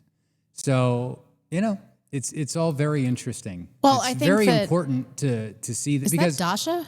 yeah, that's what I'm saying. This is like Red Scare. And all of these people, by the way, have been coming out since this Palantir thing has come out, and they've been saying, I'm not concerned about Palantir making a database of Americans. I'm concerned that there hasn't been a database already made. And it's like, bruh, like this is like the CEO of Sovereign House coming out saying this kind of stuff. And it's like, you need to be aware of these networks, and a lot of it is dominated by homosexuals. Milo's part of this whole thing too. Yeah, not good. Not good. I mean, no segue. I just completely fucked up the segue. But. Even away from the conspiracy of all of this, I think this was an opportunity for to most people, like long-time viewers of this channel, all of this is old hat. I think it was an opportunity for Christian conservatives, especially, to be like, none of this homo shit. Even if you're a good journalist. Like, yep. I was just seeing everybody turn libertarian and be like, I don't care what he does in his private life. I'm like, I care because he has adopted sons and he has like a brown twink fetish and he has 2 kids that aren't related. Being a homosexual is a security threat. That's like the whole point of this J. Edgar Hoover thing. When you can look up, there were some instances of J. Edgar Hoover hanging out at the Blue Room of the, what's that hotel that Donald Trump bought? The Plaza Hotel, right? There's the Blue Room of the Plaza Hotel, where J. Edgar Hoover would get together with Louis Rosenstiel, Meyer Lansky, and Francis Cardinal Spellman. And they would all lick each other's toes and get blackmail on one another as a part of Operation Underworld, which was undertaken during the Second World War as a way to get the Italian and Jewish mafia to do spying, whatnot, on the American New York harbors, as well as to provide intelligence on the Sicilian harbors. And this is one of the ways in which the Jewish mafia got the upper hand over the FBI and made J. Edgar Hoover completely impotent to deal with the security threat that came from a bunch of communist Jews having woven their way into the American government. And it is possible, it is likely that he numbers amongst them. Yeah. Yeah. Yeah. Let's talk about this media shift. I know this is old. Well, I mean, this is a media shift, right, with Glenn Greenwald. Although I think that he's going to persevere and kind of do what he's been doing. Just fine. I know this is old news. I wanted to talk about Nick Fuentes and Tim Pool because I think it represents something much larger, much broader happening in the political sphere, and especially on the dissident right. So Academic Agent made this video about Dave Smith on Tucker, which I listened to today, criticizing Ben Shapiro. So this is, not really groundbreaking stuff, but Academic Agent, he's anti-slop. Like, he doesn't like any of the slop that comes out. And he was talking about Candace Owens mixing in really good commentary with just like crazy conspiracy stuff. I really want to avoid doing that on this channel. Like, really want to avoid doing that. I apologize. I know, but Dave's over here like, Operation blah, blah, blah. Gladio, Underworld. Go Google it. Google it. Google it. I believe you. Google I believe you. But he did an excellent job talking about how it feels to have the Overton window shift, and for our talking points to be repeated in kind of a normie audience and what that's like. I just want to listen to a little clip of it. Okay. This one, right? Yeah, we'll pull this up. And to most people, like longtime viewers of this channel, all of this is old hat. This is stuff that we did 5, 6, 7 years ago. It's the fact that it's being said out in the open with such vast audiences, hundreds and thousands of views, eyeballs on these very, very mainstream channels with over 1 million subscribers. It just goes to show the extent to which somebody like Shapiro and other Republicans like Shapiro, and indeed the neoliberal left, the Hillary Clinton types, have just completely lost control of the narrative. They are no longer able to gatekeep what reaches people's eyes. This is obviously been an ongoing thing, but I think something has happened in the past, really since the Trump 2.0, since January. But in the past couple of months, it feels like the dam has broken, right? It feels like the old way of doing things, the old control mechanisms, the old blackmail networks, the fear, the genuine fear people had about possibly like ruining their careers. You'll never work in this city again and all that sort of stuff. It's all gone. It's completely been obliterated by people like Dave Smith, by people like Tucker Carlson, Joe Rogan. Now, the reason I'm making a video on this is that I have been critical of slop. I don't like the sensationalist style. I already talked a little bit about that, but I think that's insightful. I mean, we're witnessing the shift on the dissident right. So I loved to see this Nick Fuentes Tim Pool thing. I just was so. The post is from a suspended account. Oh my gosh! They've got to be watching. AF Hasbara, where are you? Did AF Hasbara got bumped? Can you find this? Can you find this clip? Groypers are Israel first. I'm sorry. I just put this in. We just put that in there earlier today. Did he get banned? He must have. Andy Palace, what's going on, buddy? So for those of you that aren't familiar, Tim Pool, who had a meeting with Bibi Netanyahu, I also like that segment with Elijah Schaefer and Sarah Stock this week. Here it is. Is this it? Yeah. This is actually it. It's unfortunate that we don't get to give this to Andy Palace, but okay, here's the clip. If someone came to me and said, I don't like the U.S. spending money in these foreign wars, Ukraine, Taiwan, Israel, Afghanistan, Iraq, I'd say, oh, I understand. I'm totally with you on that. But when they come to me and they say, the U.S. shouldn't be spending money on Israel, I say, what about other countries? No, Israel. And I'm like, dude, the only thing you care about is that you are Israel first and foremost. All the Groypers, Nick Fuentes and everyone there, Israel first. The only thing they ever talk about, they won't shut up about it. They love Israel. I get it. They hate it. They hate Israel, they hate AIPAC, they hate all these people, but it's the only thing they talk about. They act like no other problems exist. Right. And I'm like, the point is, when you wake up in the morning, the first thing in your mind is Israel. For me, it's America. How do we secure our borders? What's going on with fentanyl in Canada? What's going on with illegal immigration from Guatemala into our country? So when I have a list of countries I care more about, I'm like, first of all, American labor. Are we helping Gen Z get in the labor force, buy houses, and have families? That's the first thing I'm thinking about when I wake up. How do we build culture among Americans? How do we get people to be moralistic in our country? Then I'm worried about Mexico.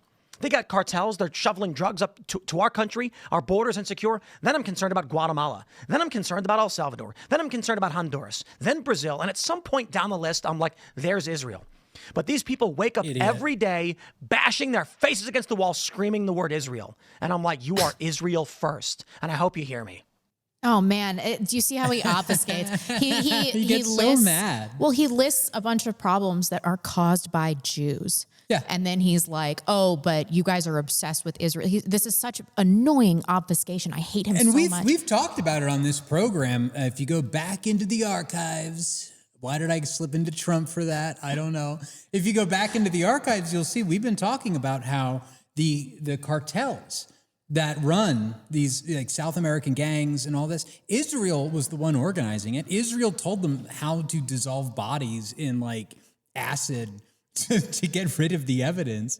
It goes all the way back to the Iran-Contra scandal. Yep. Yeah, totally. So the idea that Israel isn't the number one threat, and by the way, if you talk to anybody in the CIA or the FBI or even at Microsoft, I had a conversation with the head of AI development at Microsoft a couple months ago and was like, what's the number one country that you are worried about getting your hands on your AI? And he said, Israel. Of course. He's not stupid. Right. It's like, oh, okay, got it. Cool. You're based. Good Let's job. watch a little bit of Nick's excellent response. The video is 6 minutes long, so we're just going to watch a little bit of it. If you haven't watched it. He cooked him. He did. He Go to cooked him 221. So hard. It's not even funny. Bruh. Okay, 220. There we go. Yeah, it's close enough. Elon's like, you're not allowed to watch this. I know. Starlink is. Oh, look how mad he looks. Bro, look at that. Look at that face. I mean, you'd never want Nick to look like that when he's talking about you. Holy fuck. What's going on here, buddy? Bud, what is up with the internet? Come on, I paid my bills. Did you? Are you sure? Yeah, I did. Can you reload this? I'm going to. Jeez. I don't think I've ever seen him so angry. Well, that unless somebody There we go. leaked it. You got mad that you got exposed and found out. You met with the Prime Minister of Israel. You've lost your ability to say that you're impartial. I only care about America. Is that why you were meeting with Prime Minister Netanyahu and telling him about how anti-Semitism is created by Qatar? I mean, give me a break. You allowed Daily Wire to use your facility or vice versa for your election night coverage in 2024 after you denied that you were going to get bought out by them. You took Russian money, so shut the fuck up. You are not impartial. You don't care about America. And by the way, you talk about Israel all the time. You just take the pro-Israel position because you're in the pocket for Israel.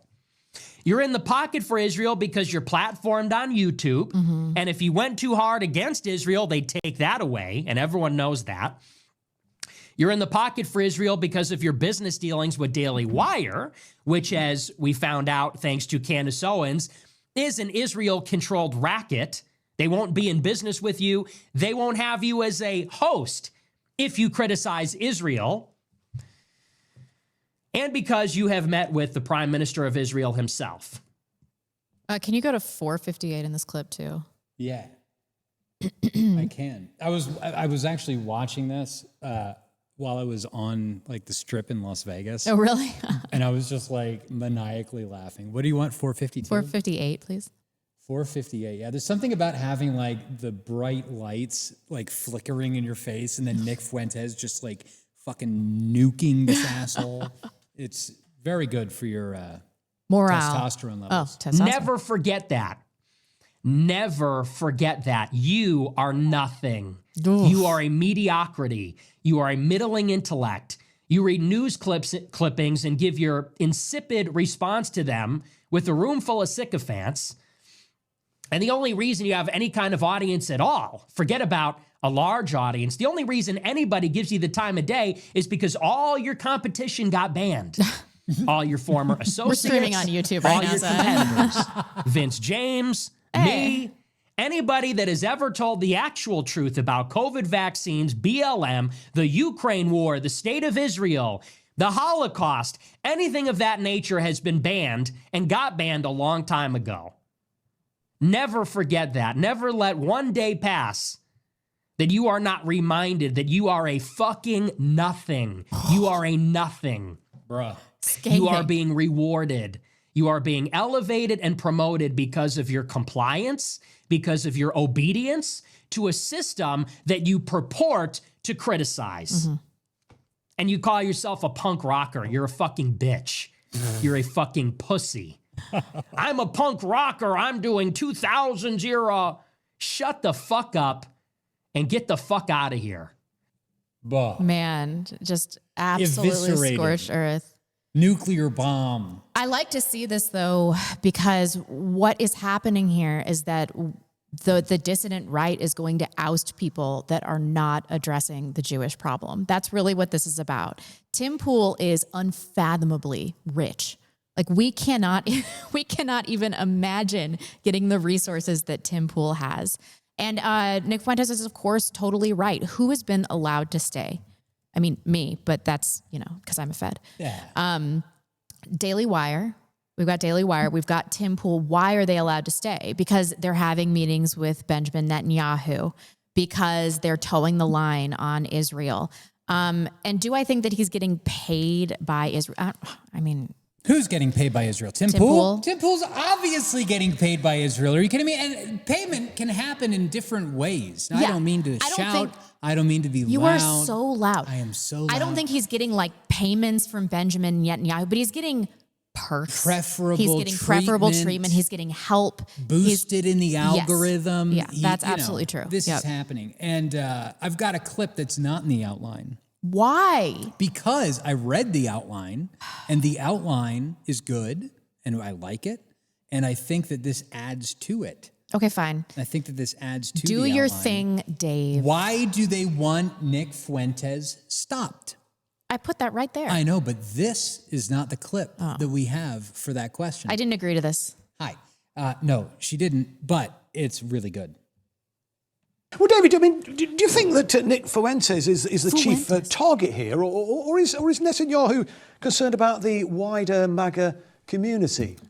It's both. I mean, Fuentes clearly is a major target. He is perhaps the most influential of all the far-right anti-Zionists, even though he's not got as much of a platform as somebody, for example, much smaller than Candace Owens. Candace Owens is very important too, but what worries Netanyahu is the spreading of the influence of someone like Fuentes, who is the most hardline of all of them. Of course, one investigates his ideas, not very pleasant. But when you look at what's going on here, you can see that the Zionists really are concerned by that. Candace Owens as well. I mean, Candace Owens has become much more of a well-known name in the last year or so. Yes. But people on the left have been criticising her for many, many years now.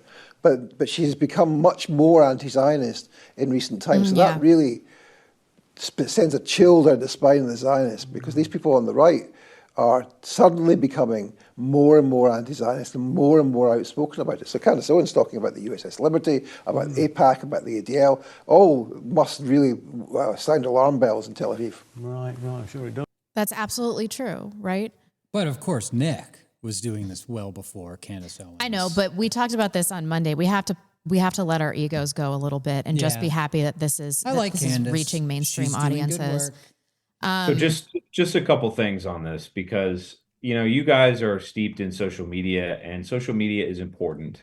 Is it? But there's a lot happening outside of social media, and this is not about Tim Pool and Nick Fuentes. The issue certainly that divides them is relevant, and these two characters figure prominently in this drama unfolding in this country. There's no question about that. But there's something much deeper going on. First thing I would say is to go back to academic agents' thoughts, which I think are accurate, although I would wind the clock back before. The bottom line is that we all have to sit around and sort of say, okay, well, what is Twitter? What is it? My view is that Twitter is an expression of the collective unconscious of the country. Particularly of the United States, and potentially beyond the United States, the whole Western world. In other words, it is not some kind of echo chamber in which obscure things are debated, bandied about, et cetera, et cetera. A lot of the ideas that have come to prominence over the last few years started as very arcane, very obscure discussions that were being had online by very small numbers of people over 10 years ago. Now, why is that? Part of it is because the broader population is starting to sort of wake up to what is going on. Okay, that is to some degree, and there's a symbiotic relationship between these two things. Certainly, you have people like Fuentes, like you, Rebecca, like Vince James, and others that are sort of whispering to the animal spirits. But the animal spirits have to be receptive. They have to be listening. They have to be audible to that sort of thing. And they are, and increasingly so. And I think the first salvo was Donald Trump's rise in 2016. Because remember, when he was elected president, it was completely befuddling to the legacy media, to the establishment on both the right and the left, that such a thing was even remotely fathomable. In Europe, it was very similar when Brexit occurred. And a lot of people said, well, obviously it's because they had these sort of alternative networks. Well, that may have been a mechanism, but the broader reality is that the population has reached a point of no return. Minds are open. There's an awareness that our government is not what people say it is, that our countries are degenerating in ways that are completely unignorable at this stage and are affecting people tactically on the street level. It's a term I use all the time. And it's what's happening on the street level that you're beginning to see sort of vibrate on Twitter and orchestrate through the words of people like Nick Fuentes and Vince James and Rebecca Hargraves and so forth and so on. There's a symbiosis going on. That's one component. The second is that we are increasing. He's gonna make such a good point. Bruh, Cam. And such an unflattering frame for him to be frozen on as well. Oh no. That's What okay. happened? We can talk about Jordan Peterson in the interim. Well, hold on a second. We've got a little video that maybe. Oh, he's there back. you go. He's back. Okay. What was your second point? We were like literally just hanging on your every word. No! Oh no! All right, hold on a second. We're gonna watch this little video from Nick. And this is one of the reasons why they fear him. This is one of the reasons why the establishment wants Nick like blotted out and never mentioned. And this is why there are deals cut behind closed doors to make sure that Nick Fuentes' name never gets brought up. And it's because this guy can, in like 60 seconds, well, maybe 120 seconds, put down exactly what is happening in our country in a way that nobody else up to this point has been able to do. Let's see. Oh my God. The United States has been supporting Israel realistically for about 100 years. Why have we fought regime change wars on their behalf? Why are we now backing them in Gaza? Why have we given them foreign aid? The reason that we have done all of this is not just because of AIPAC. It's because there is a vast network inside the United States, a fifth column.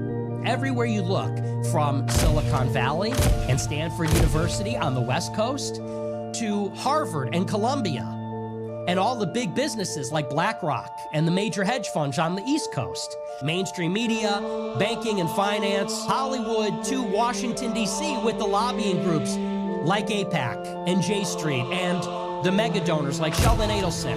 From one industry to the other, from one elite sector of society to the next, we have a Jewish oligarchy. And they have been working either directly under Israeli intelligence or on behalf of Israel indirectly to push America to support Israel's well-being. Because they are Jewish, they care about the Jewish state. Because they are Jewish, they have a special allegiance to the Jewish state of Israel. Because they are Jewish, we're particularly sympathetic after October 7th and used their influence, whether it was at CBS, whether it was at Harvard, Columbia, whether it was in Silicon Valley, in government, in Congress, the representative who was in the IDF, who came in his IDF uniform. Because they are Jewish, they have a special affinity with Israel. And when called upon, they use that influence in media, finance, in academia, in Hollywood, tech, government. They use that influence to benefit their Jewish community at large, to benefit Israel. That's an excellent use of AI. I can't believe that was only 2 minutes. Cameron, you were about to go on to point 2. Do you remember? Yeah, I'm sorry, guys. I don't know what the deal is, but in any case, so look, Palantir. we are shifting aggressively out of pluralism and into Puritanism. You've heard me use this term, and I think a lot of people don't know what the hell I'm talking about, but there's a sort of puritanical temperament that's beginning to pervade the social consciousness. And yeah, the JQ is a big part of that, but it's not exclusively about that.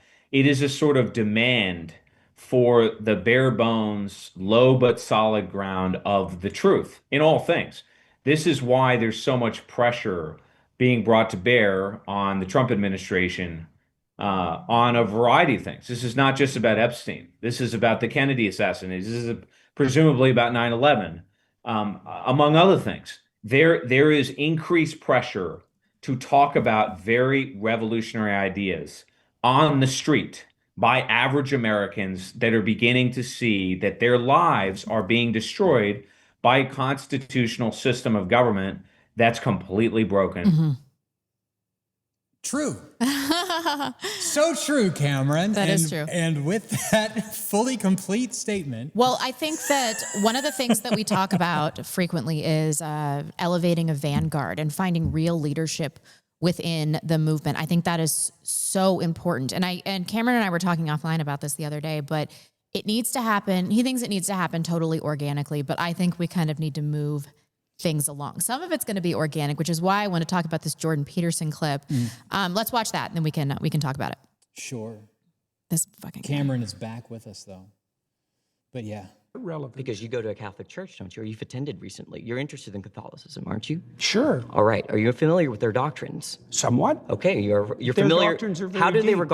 regard Mary? Why are you asking me that? Because you're a Christian.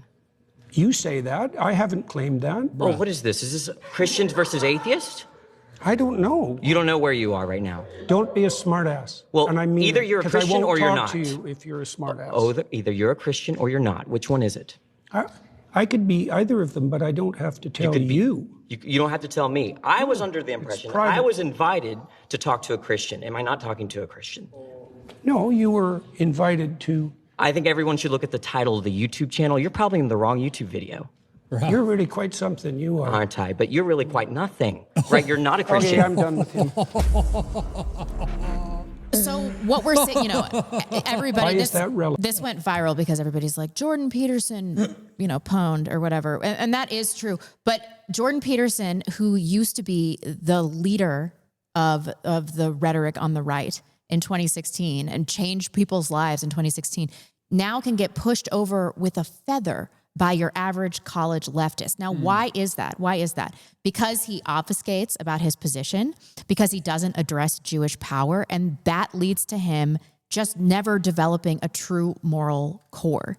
And that's why his positions are so easily defeated. Now, Cameron has talked about allowing a vanguard to come up organically, but I think that the first thing that we need to do to help this along is to oust people, just absolutely viciously oust people like Jordan Peterson that will not talk about Jewish subversion. Yeah. Cameron, are you back? Yeah, look, I would just say a few things. Unfortunately, I was not able to finish my little soliloquy about Pool, but that's neither here nor there. Look, I think the way to think about this is that we've gone from the legacy media, which is just hollowed out crap, blue-pilled information that most people, I think most people no longer believe, all right? If I were to sort of take a poll and ask people what has authority today, most people say, well, they have absolutely no idea, okay? And that has pushed us into an arena, and this is not a term that I've come up with. It comes from one of the co-founders of Substack, whose name is Hamish McKenzie. He calls it chaos media. And I think that's exactly what it is. What is chaos media's job? It's basically Fuentes. It's to tear down institutions. It's to purge. It's to expose the truth. But I think that's a transitional sort of stage. And what we're going into is the rise of what I call authority media. And that is establishing a new sort of paradigm based on a lot of these truths that we discussed, that have been discussed on social media for a long time that are beginning to go mainstream, like the JQ, like race realism. Race realism is as big, in my opinion, as the JQ is. And I think of real problems with democracy, or at least what democracy has become. And that means a more professional media, a more polished media that's focused on constructing new things. We are not there yet. Right now, we want to tear everything down, but we're going to lean into reconstructing something new. And the product of that new construction will be new parties, new movements, and yes, a vanguard that will ultimately stitch it together. Where you and I disagree, Rebecca, is I don't think the population is ready for that yet. I think we still have more dynamite to lay to explode the lies of the legacy system because we're not there yet. So who do you think is going to emerge? I mean, I suppose not any specific person, but how do you see this unfolding with authority media? Is it going to be somebody like us that becomes an authority within the movement, or is it going to be an individual? Where are they going to be in government? Are they going to be an average individual like us? Like, how do you see this happening? Who the hell knows? But if you're a student of history, what you absolutely know is that the people that were forecast to do all kinds of great things certainly didn't. And the obscure people on the edge, who tended to be a bit idiosyncratic, a bit dismissed in some cases, those are the people that seem to rise to the occasion. And yes, I think we're all part of this, but it's simply too soon to say. And I say that in part because of what you said a moment ago with Jordan Peterson. Jordan Peterson rose because the population was ready for him to rise.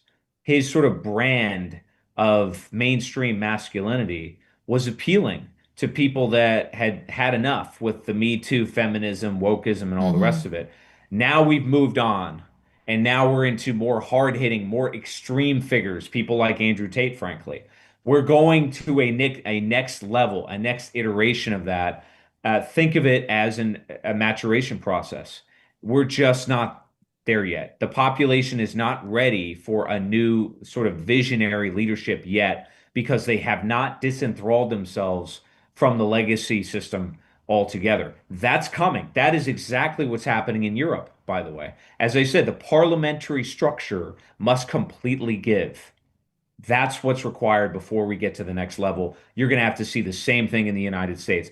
I think the Trump administration is going to collapse. I've said that before. I think that's what's going to happen, and that will wake up a lot of people that seem okay with the Republican Party, that still want to play games with the virtue signaling and what we started the show with, which is a traditional family values rally that basically coexists with homosexuality or the gay pride parade or whatever. That sort of incongruity hasn't died yet. It must die completely. Then we can get to the building phase. Our job is to sort of whisper that to the masses so that they can chew on it and get ready for what's to come. Yeah.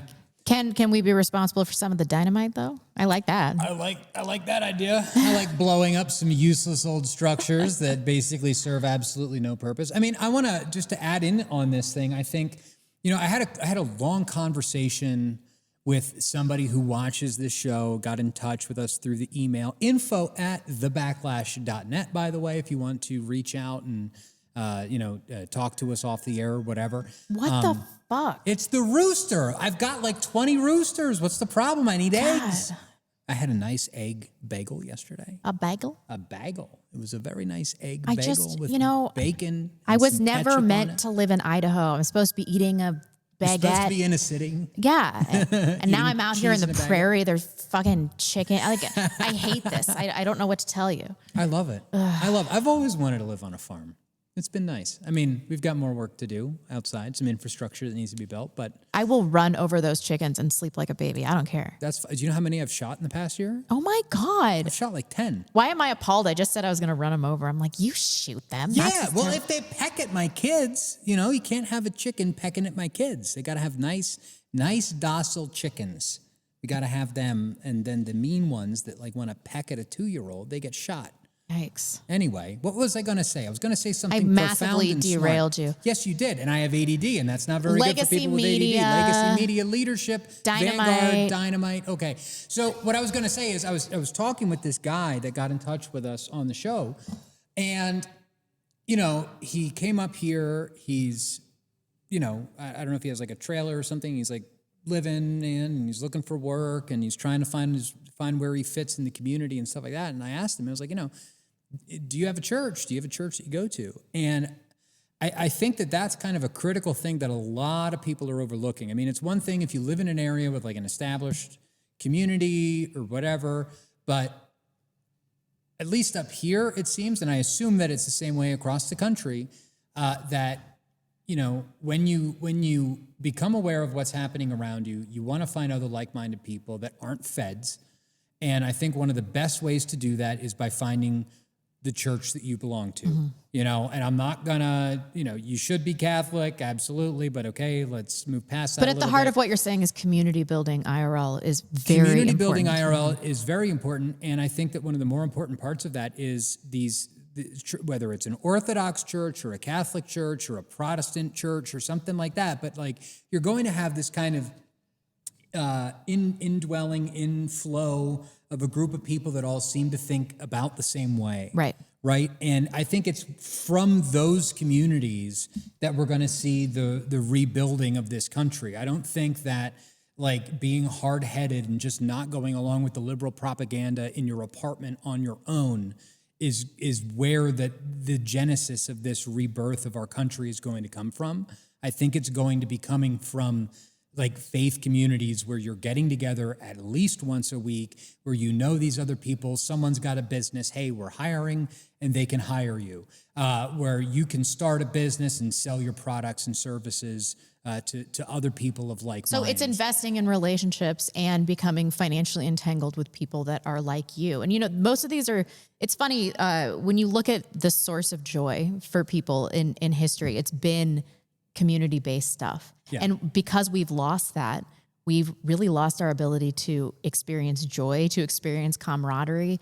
And it's kind of led to all of these other problems. So I think that is a good place to start. It sounds stupid, Yeah, it sounds dumb and like, oh, well, everybody gets that. But I mean, like, it's one of those obvious things that is so obvious almost nobody ever talks about it. Mm-hmm. And I just felt the need to say it out loud. Well, of course you're right. On that note, let's do some. But I'm super voting chats. for Nick in 2036. Nick 2036. I'll come out 2036, I think. Because he's what, 24, 25 now? He can't run for another 10 years. Is he only? No, I think he's like 27. No. He's like 24, 25. Is he really? He's 26. 26. Okay. I stand corrected. I'm sorry. I didn't mean to do that. Last chance to get your super chats in. Yes, help us smash this bar. Look at this. We're pretty close. We're over 50% of the way there. Let's hit that goal. You could help us hit that. Thebacklash.net/super chat. And let's do tallow. Yeah, we haven't done this yet. North Idaho Tallow Company. I've got a script here. If you're tired of skincare packed with chemicals that you can't pronounce, North Idaho Tallow keeps it simple with grass-fed tallow, time-tested ingredients, and zero junk. Our soaps, balms, and lip balm are packed with bioavailable nutrients your skin actually needs. No fillers, no endocrine disruptors, just reliable, rugged skincare that works. Ditch the synthetic, petroleum-based garbage and switch to North Idaho Tallow Company. Get yours at idahotallow.com. And by the way, let me go to their Twitter real quick. I think that they finally got somebody else to make a little video about this. Look at that. So, it hasn't rained in a while, so it's so dry. These people, North Idaho Tallow Company. They sent me some of their products. Right here, this is their tallow balm, vanilla clove orange. They sent me a bar of soap and then this sugar scrub. And that's what I use. I know my face, I'm not like the best ambassador because I have so much sun damage, but I don't care. I'd rather be out in the sun and tan and enjoying myself than terrified of the sun and like putting on SPF that gives you cancer, by the way, and wearing hats and being like an Asian. You know how they like put all their sun protection on? So I don't care. But yeah, they are, I love tallow. I started using this. Yes, I hopped on the trend, the tallow trend, but it's actually really nice. So I'll include that in a link below.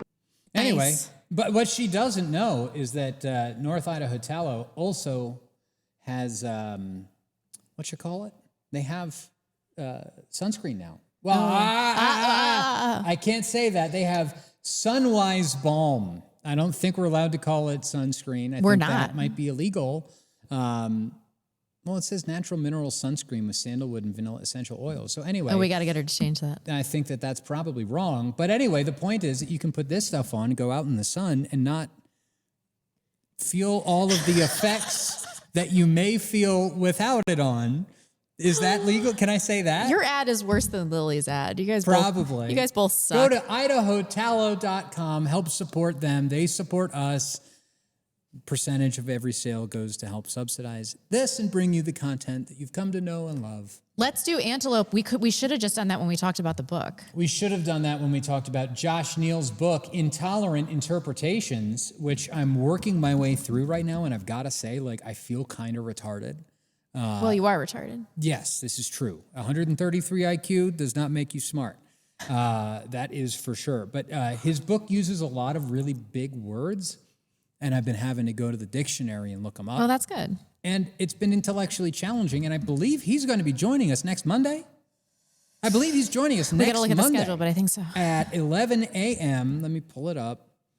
Let's see here. The 9th with Josh Neal. Absolutely. Nice. And while we're here, we're going to promo all the rest of them. We've got Basil coming on June 16th at 11 a.m. Ryan Matta, the guy who directed the Trafficked documentary and the documentary about Nayib Bukele, is coming on the show on the 23rd. And on the 30th, we'll be joined at 8 o'clock in the morning Pacific time. A little early for us. That's what, 9, 10, 11 o'clock Eastern time. With Dr. Jack Cruz, who has been beating the drum that the right kind of light is more important than the kind of food that you eat, which I think is very interesting. He's kind of the progenitor of the Maha movement, which has since been co-opted by Susie Wiles and a bunch of other scumbags from Silicon Valley. So anyway, Antelope Hill Publishing is fighting to keep history alive against the regime of anti-white censorship and to publish a new generation of dissident, radical, and right-wing researchers, philosophers, polemicists, and writers. They have an eclectic catalog that includes veteran right-wing authors and academics like Kerry Bolton, Dr. Ricardo Duchesne, Paul Kersey, as well as newer figures like Lord Miles Routledge of Afghanistan, Josh Neal, and Christian Secor, in addition to a long list of other original translations of modern reprints of otherwise inaccessible historical works from eras such as fascist Italy, National Socialist Germany, and even medieval Europe.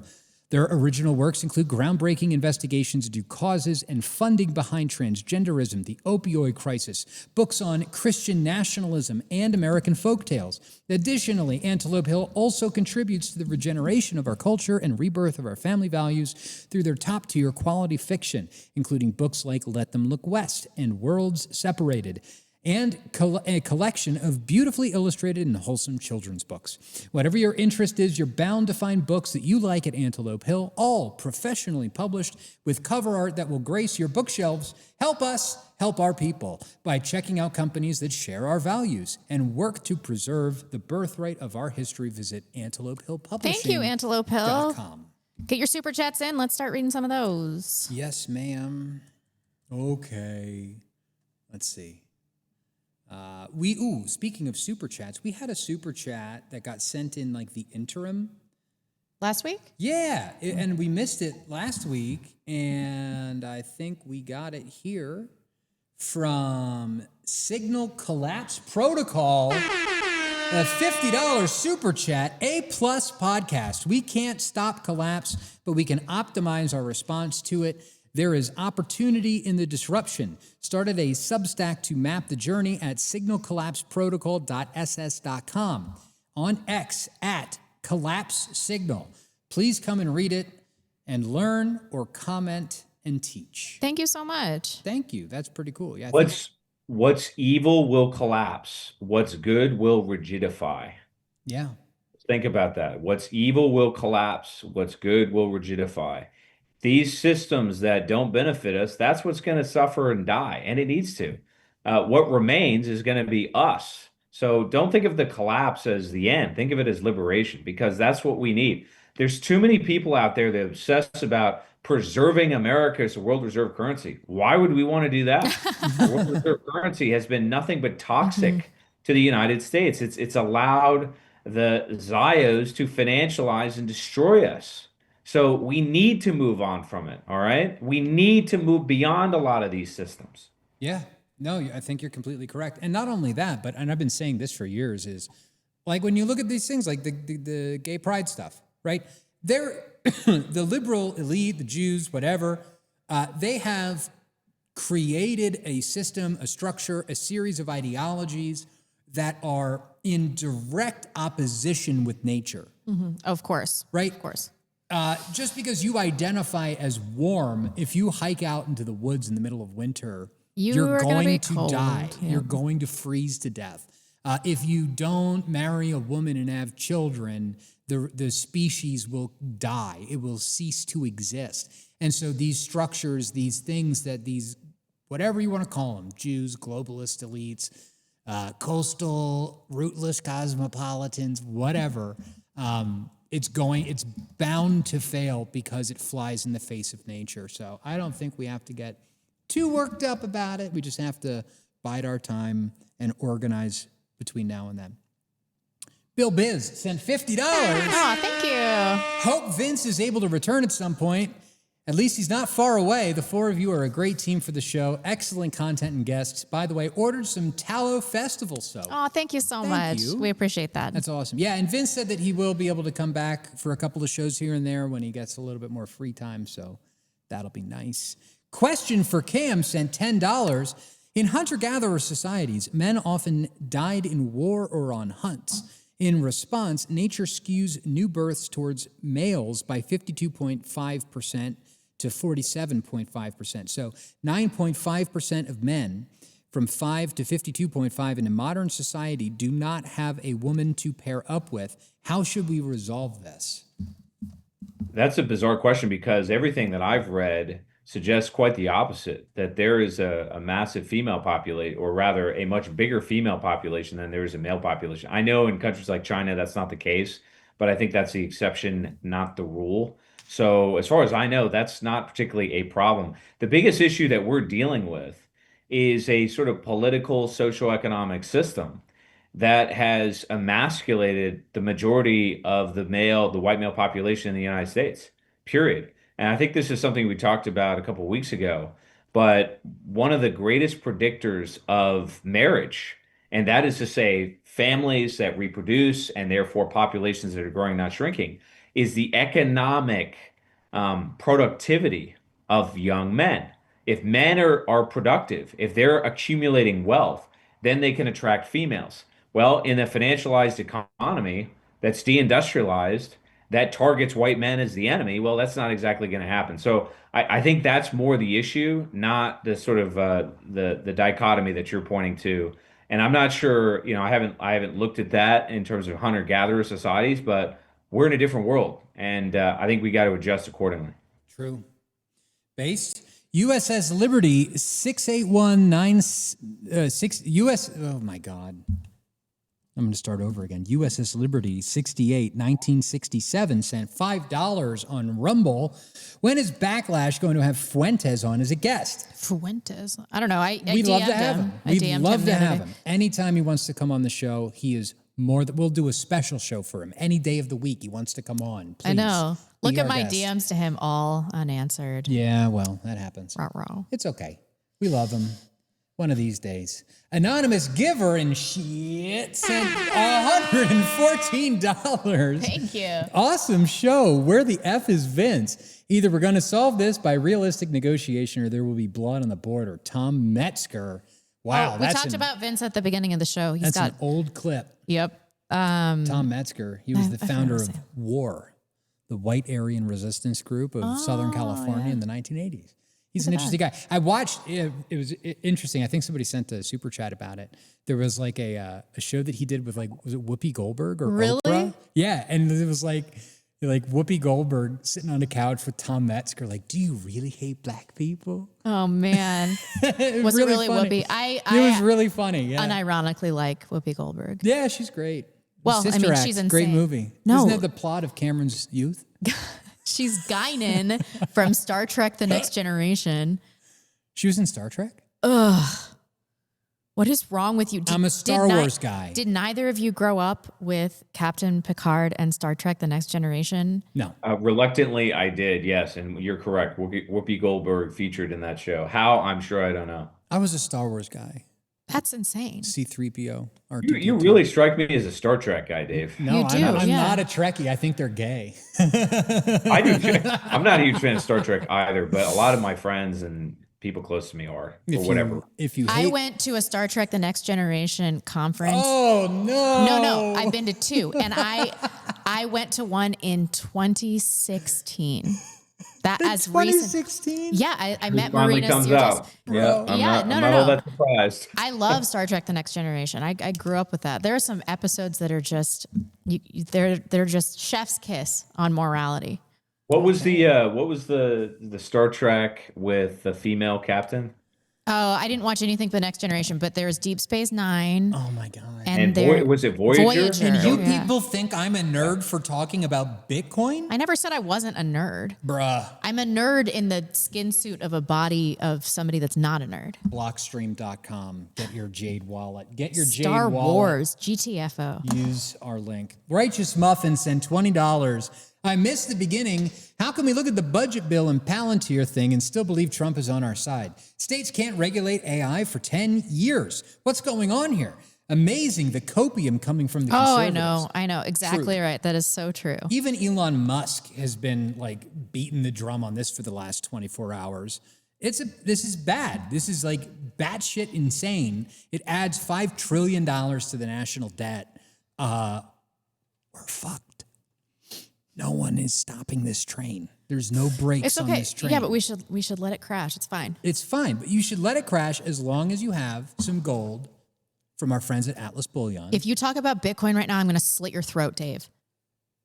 Go to our website, thebacklash.net. Just the only thing I'll add to this is pay attention to the fourth voice. And the fourth voice is the bond market. Amen. The bond vigilantes are waking up, and there is an atomic bomb of financial destruction that has gone off in Japan, and it's about to obliterate the financial world. So pay attention. We're going to talk about that, I think, more next week, right, Rebecca? Yep. Reinhardt sent $10. Cameron, eyes narrowing. I'm not funny. That almost made me spit my coffee. Yeah, exactly. Funny, I didn't funny get it like either. a clown. He's a funny guy. Goodfellas? No. All right. What do you think I'm funny? Was that the Joe Pesci scene? Yeah. Doesn't he shoot that waiter in the foot in that scene? Yeah. Great movie. Was that Really Goodfellas? good, man. Classic. Oh, yeah. My favorite is the scene. Was it from Casino, though? Was it from Goodfellas or Casino? It was like, hey, listen, you Jew bastard. You wouldn't be here if it wasn't for me. Is that Goodfellas? Me personally, you and all your Jew friends. Like, have Is you it Joe seen that Pesci? clip? It's Joe Pesci, like reading De Niro, the Riot Act. Yeah, he's talking to De Niro in the desert. I've got to pull this up. It's got to be Goodfellas then. Joe Pesci. You know, Joe Pesci has a rap career. Desert scene. Yeah, this is like the funny. They've like recut this to be with like APAC, you know?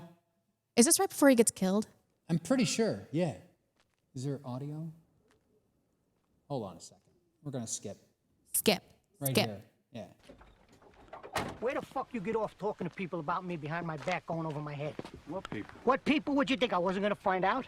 I don't even know what you're talking about, Nick. No? You said I'm bringing heat on you? I gotta listen to people because of your fucking shit? You're ordering me out? You better get your own fucking army, pal. I didn't do anything. I mean, I didn't order you or anybody. I only told Andy Stone that you had a lot of heat on you, and that was a problem. You want me to get out of my own fucking town? Yeah, I said, let the bullshit blow over for a while so I can run the casino. Anything Hold goes on. wrong. Here's the Tell clip. you. Do you remember what I told you? Back Do you remember what I told you? Minute here. 1 minute. I asked you, When the fuck did I ever ask you if I could come out here? Get this through your head, you. Get this through your head, you Jew motherfucker, you. You only exist out here because of me. That's the only reason. Without me, you, personally, every fucking wise guy still around, I'll take a piece of your fucking Jew ass. Then where you gonna go? Your fucking warrant don't ever go over my fucking head again, you motherfucker, you. Oh, man. He's What a so classic good. scene. Oh, my gosh. It's so good. Scenes that would That's how our board meetings go. Yeah, totally. That's exactly it. Guess which one's Pesci? Yeah. Hey, listen. Dave is also 5'2", so. It's true. You know, that's how I wish How Donald tall Trump. is Joe Pesci? He's I a wish little Donald guy. Trump would take Netanyahu in the Oval Office and do one of these things. You're going around my back. You Jew motherfucker. You Jew motherfucker. He's 5'4". Yeah, he's short, dude. Oh, like a little He's guy. Awful. Long and distinguished, not disgruntled. Long and distinguished sent $25. Love your content. Missed the movie reviews. Well, we just did one. We just did one. We Yeah. just did one. The movie review segment on my old show was like the most painful of all the repeat segments I had to do. Oh no! Because Matt hated all of my most beloved childhood. He hated Tremors. He gave it 1 star. What? Tremors is an American classic. That's a good I movie. was so pissed. Like after that, I was like, he gave Blade Runner 1 star. Have you ever read Andrew Anglin's review of Gremlins? Oh yeah, it's great. Great. Yeah. Yeah. We got to get him on. I emailed him last week and he did not answer. Yeah. Where is he? Is he I don't still in know. Africa? No, he's writing for Un's review. Oh, from Africa. Probably. Invictus 1913 sent $50. Palantir is too late. The Goy are up to no good. We are naughty. True. Oh, sorry. Ma, stop it. Stop texting me during the show, Ma. No, it's Mrs. Reinhardt. Anonymous sent $5. My best advice is to get the best quality protection devices, training, and resources, or learn to make on your own high maneuverability vehicles like adventure motorcycles or sailing trimaran boats.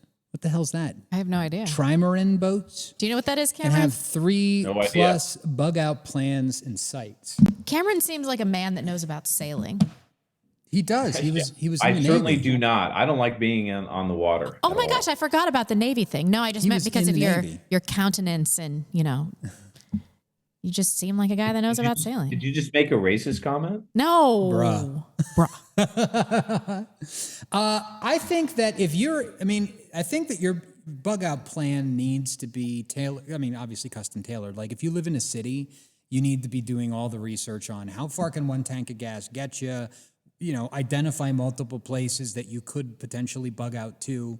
I think we're in pretty good shape. Where we are, where I am not going anywhere. I've got pews, I've got some freedom seed planters, and I'm not going anywhere. This is my last stand. I am hanging out at home. This is my house. I own it. What, Rumble's down? Rumble's down too? What else is down? This is what happens when Palantir. You start shitting on Palantir and they Is start YouTube pulling down? the plug. Oh, okay. Show's off YouTube. Really? Yeah. Did we get banned? I don't know. It's that Joe Pesci Jew comment. Well, it says that we're not streaming anymore. Anywhere? Yeah. Whatever. We're going to continue on as though we are streaming, and we're going to read the rest of these super chats, and then we're going to upload it later. Okay. How about that? Okay, that's cool. I don't understand why that would possibly have happened. Anyway, get bug out plans. Robert sent $50. Thank you, Robert. I'm now a member of the $50 a month club. If everybody in the chat would join, they'd be super cool, but I guess they're gay AF.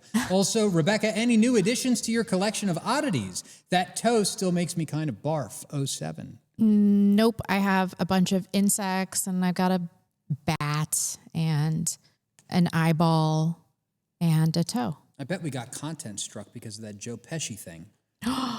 You're right. Yeah, I think you're right. That's definitely what happened. I think something happened. You should not have played the whole thing for Dang sure. it. No, I tried. Yeah, what? See, It's all your fault, Dave. Cameron's mad at you. You have to whatever. commit seppuku now. All right. Anonymous sent $5. Priority number 1, make white babies. Priority number 2, teach them about the dangers on all non-whites. Priority number 3, teach them about Jews and Abrahamic religions. Yeah. Okay. Robert sent $25. I don't know why, but I feel compelled to donate more. Also, that's a really nice necklace, Blonde. Oh, thank you so much. I think it's jade. Oh, really? Do we have a simpler? I think we that's got a a simpler. Do I have one of those? Anonymous giver sent $69. Oh, my. Love the show. General George S. Patton, politicians are the lowest form of life on the earth. Democrats are the lowest form of politicians. Where do we go from here? Ideas? Yeah, really. Cameron? Yes. Politicians are not leaders. They are followers, particularly in times of peace and stability. When you get times of conflict and instability, leaders will rise, and they are rising, but we're not there yet, as I keep saying. True. From outside the system, that's where you need to look. Forget about what's happening in Washington, D.C. I did an interview, I think, yesterday, and somebody was like, we were talking about all kinds of stuff, and we barely mentioned Trump at all because it doesn't matter anymore. Yeah. The political system is broken. Who cares? Talk about the issues that matter. That's what's going to come to count. So true. Anyway, I was just trying to press the start streaming button to see if I could restart it. It won't even let me do that. So that sucks. Anyway, Anonymous sent $5. Elon and Doge did more in the system than we are capable of. The electorate is forcing us to deteriorate through feigned incompetence or maliciousness to force the lowest common denominator to push agendas. Expatriatism is probably the best strategy at the moment. I always respond the same way to this. Occam's razor, and the simplest explanation is probably correct. If somebody behaves like an idiot, if somebody beclowns themselves, it's probably because they are a clown. All right. I'm sure there are exceptions to that rule, but they are exceptions. They are not the rule. The other thing is you don't get wartime elites from peacetime prosperity and grift. And that's what these people are. They're not hardened, organizers of regime change. That's not what these people are. They're virtue signaling nitwits. True.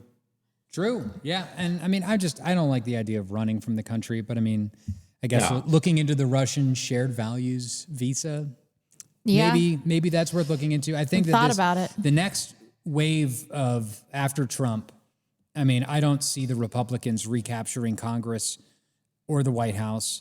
I think it's going to go far left, socialist, and they're going to do some crazy shit, and it might not be good. But again, nobody knows the future. I don't know.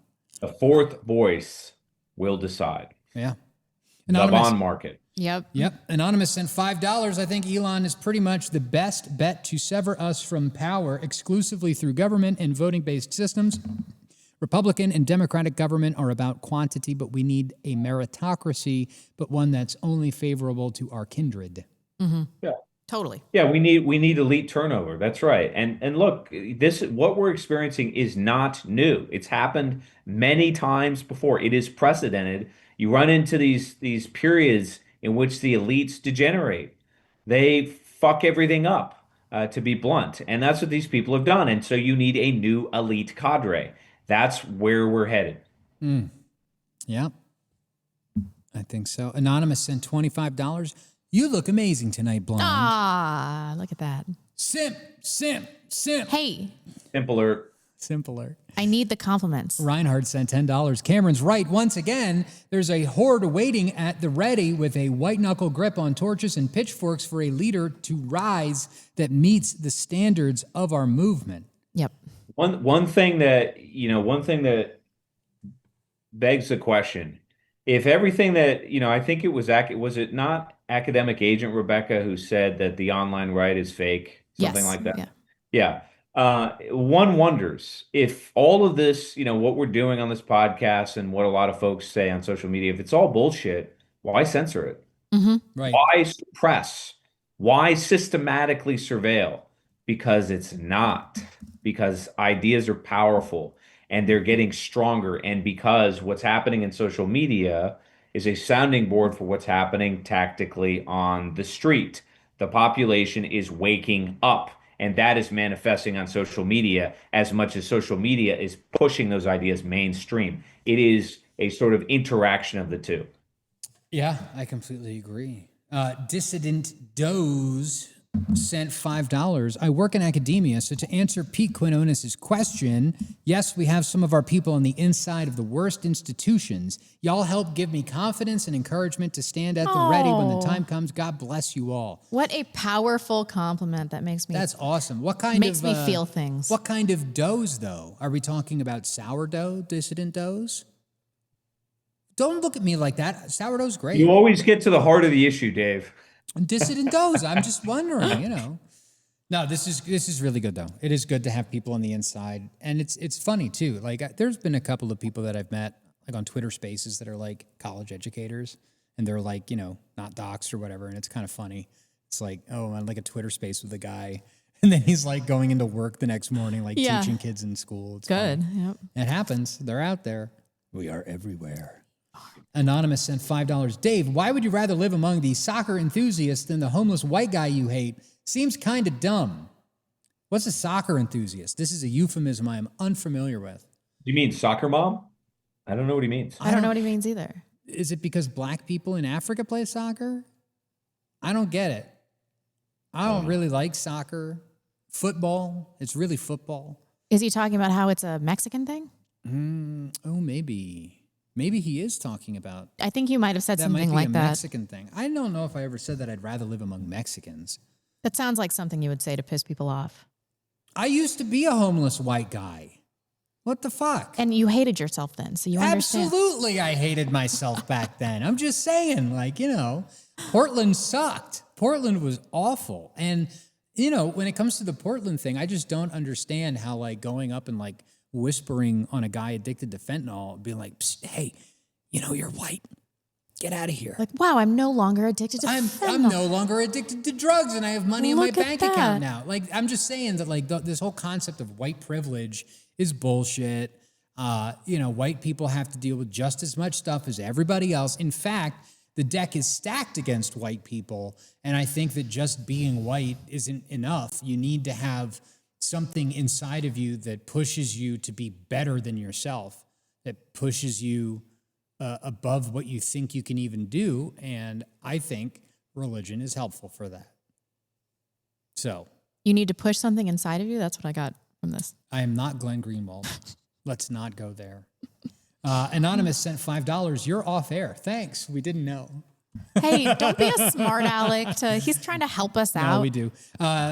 Over on Entropy, we got a few here. Scythian Rabbit sent $3. Blonde, you're looking as radiant as ever. You should have been cast as Helen instead of Diane Kruger in Troy. Amazing. Diane Kruger was Helen of Troy? I guess. Amazing that you can maintain such glorious beauty despite nearing grandmother age. I am grandmother age. You're like 36. I'm 37. I was close. I could have grandchildren by now. I'm the youngest one on this stream. What's with all the simps tonight? Is this because Vince isn't on? Is this what's happening? You know, think so. I've We're noticed gonna get taken over. that people simp harder when my hair is up. Oh, okay. We need Vince back to fend off the Bro, simps. he's gonna come back Fend here. off the simp He's gonna army. come back in like 3 months, and he's gonna be like, "What the fuck have you guys done with this place?" What It's just gonna happened? be simps. And Rebecca, anyway. Reaver sent $10. Howdy, guys. Been watching for a while, but it's my first time watching live. For my first hyper chat, I'm going to simp, but not for Blonde. It's always great to hear Cameron's takes, and he always gives perspectives that have never occurred to me. Also relatable to me as a former Nova resident. Cheers. That means Northern Virginia. Oh, okay. Nova. See, Cameron is the show. Cameron thinks Cameron is a that thinker. other people are the show, but he is actually the show. Everyone loves Cameron. Obadiah Vandal sent $10. Great show. Y'all said you wanted smaller guests. You should ask the Prudentialist on. Prude's a good shit. Been Let me around look. for a while, and he covers geopolitics, culture, religion, them, book reviews, Frog of the Week, all that stuff. Oh, I'm following him. Oh, cool. I've never heard of him before. Okay. Very good. And Blunderbuss sent $25. Have you guys talked about Elon piddling on the Donald's budget bill? We mentioned it in passing a few times. Let me see if We I knew can- it was going to be a long show, so we actually cut it from the show. We did cut it, but I'm going to go to Twitter and pull it up Twitter. real quick. Twitter. We're going to have to wrap this up. I really have to X. pee. Do you have to pee? That's fantastic. It's been 3 hours, right? No, it's been 2 hours and 20 minutes. Oh, okay. Geez, he fucking tweets a lot. We're not going through Elon Musk's Twitter. I'm vetoing this whole thing. We're not going through the whole thing. I'm just saying this spending bill contains the largest increase in the debt ceiling in U.S. history. It is the debt slavery bill. True. But we're already debt slaves. It is. We are debt slaves. Saying that this is changing things, I don't think is true. We're already debt slaves. We're now recognizing that. So anyway. Oh, look, now my computer Trump, is... I think, didn't Trump say he wants to do away with the debt ceiling as well? My computer is now spying on me. Look at this. See that? That little green light? Fuck you, Alex Karp. What an ugly bastard. Yeah, I mean, I think Pegasus can turn off the thing. But anyway, this is weird. My computer is now acting weird. This is what happened when you do like a live stream talking about Palantir taking over the United States. Not good. Anyway, that's it for me. That's it for the super chats. Big super chat night. Thank you so much. So for those of you that don't know what happened, we got a probable copyright strike from playing Joe Pesci. Joe Pesci, yeah. Oops. We really appreciate it, though. This is The Backlash. Check us out on X at Real Backlash. Subscribe to our YouTube at Real Backlash. I got to memorize this. And our Rumble at Backlash Podcast. Check us out there. Go to our website, thebacklash.net. We appreciate you. We will see you on Monday. Bye-bye. Do that again. Wave again. Bye-bye. Okay. See you, everybody.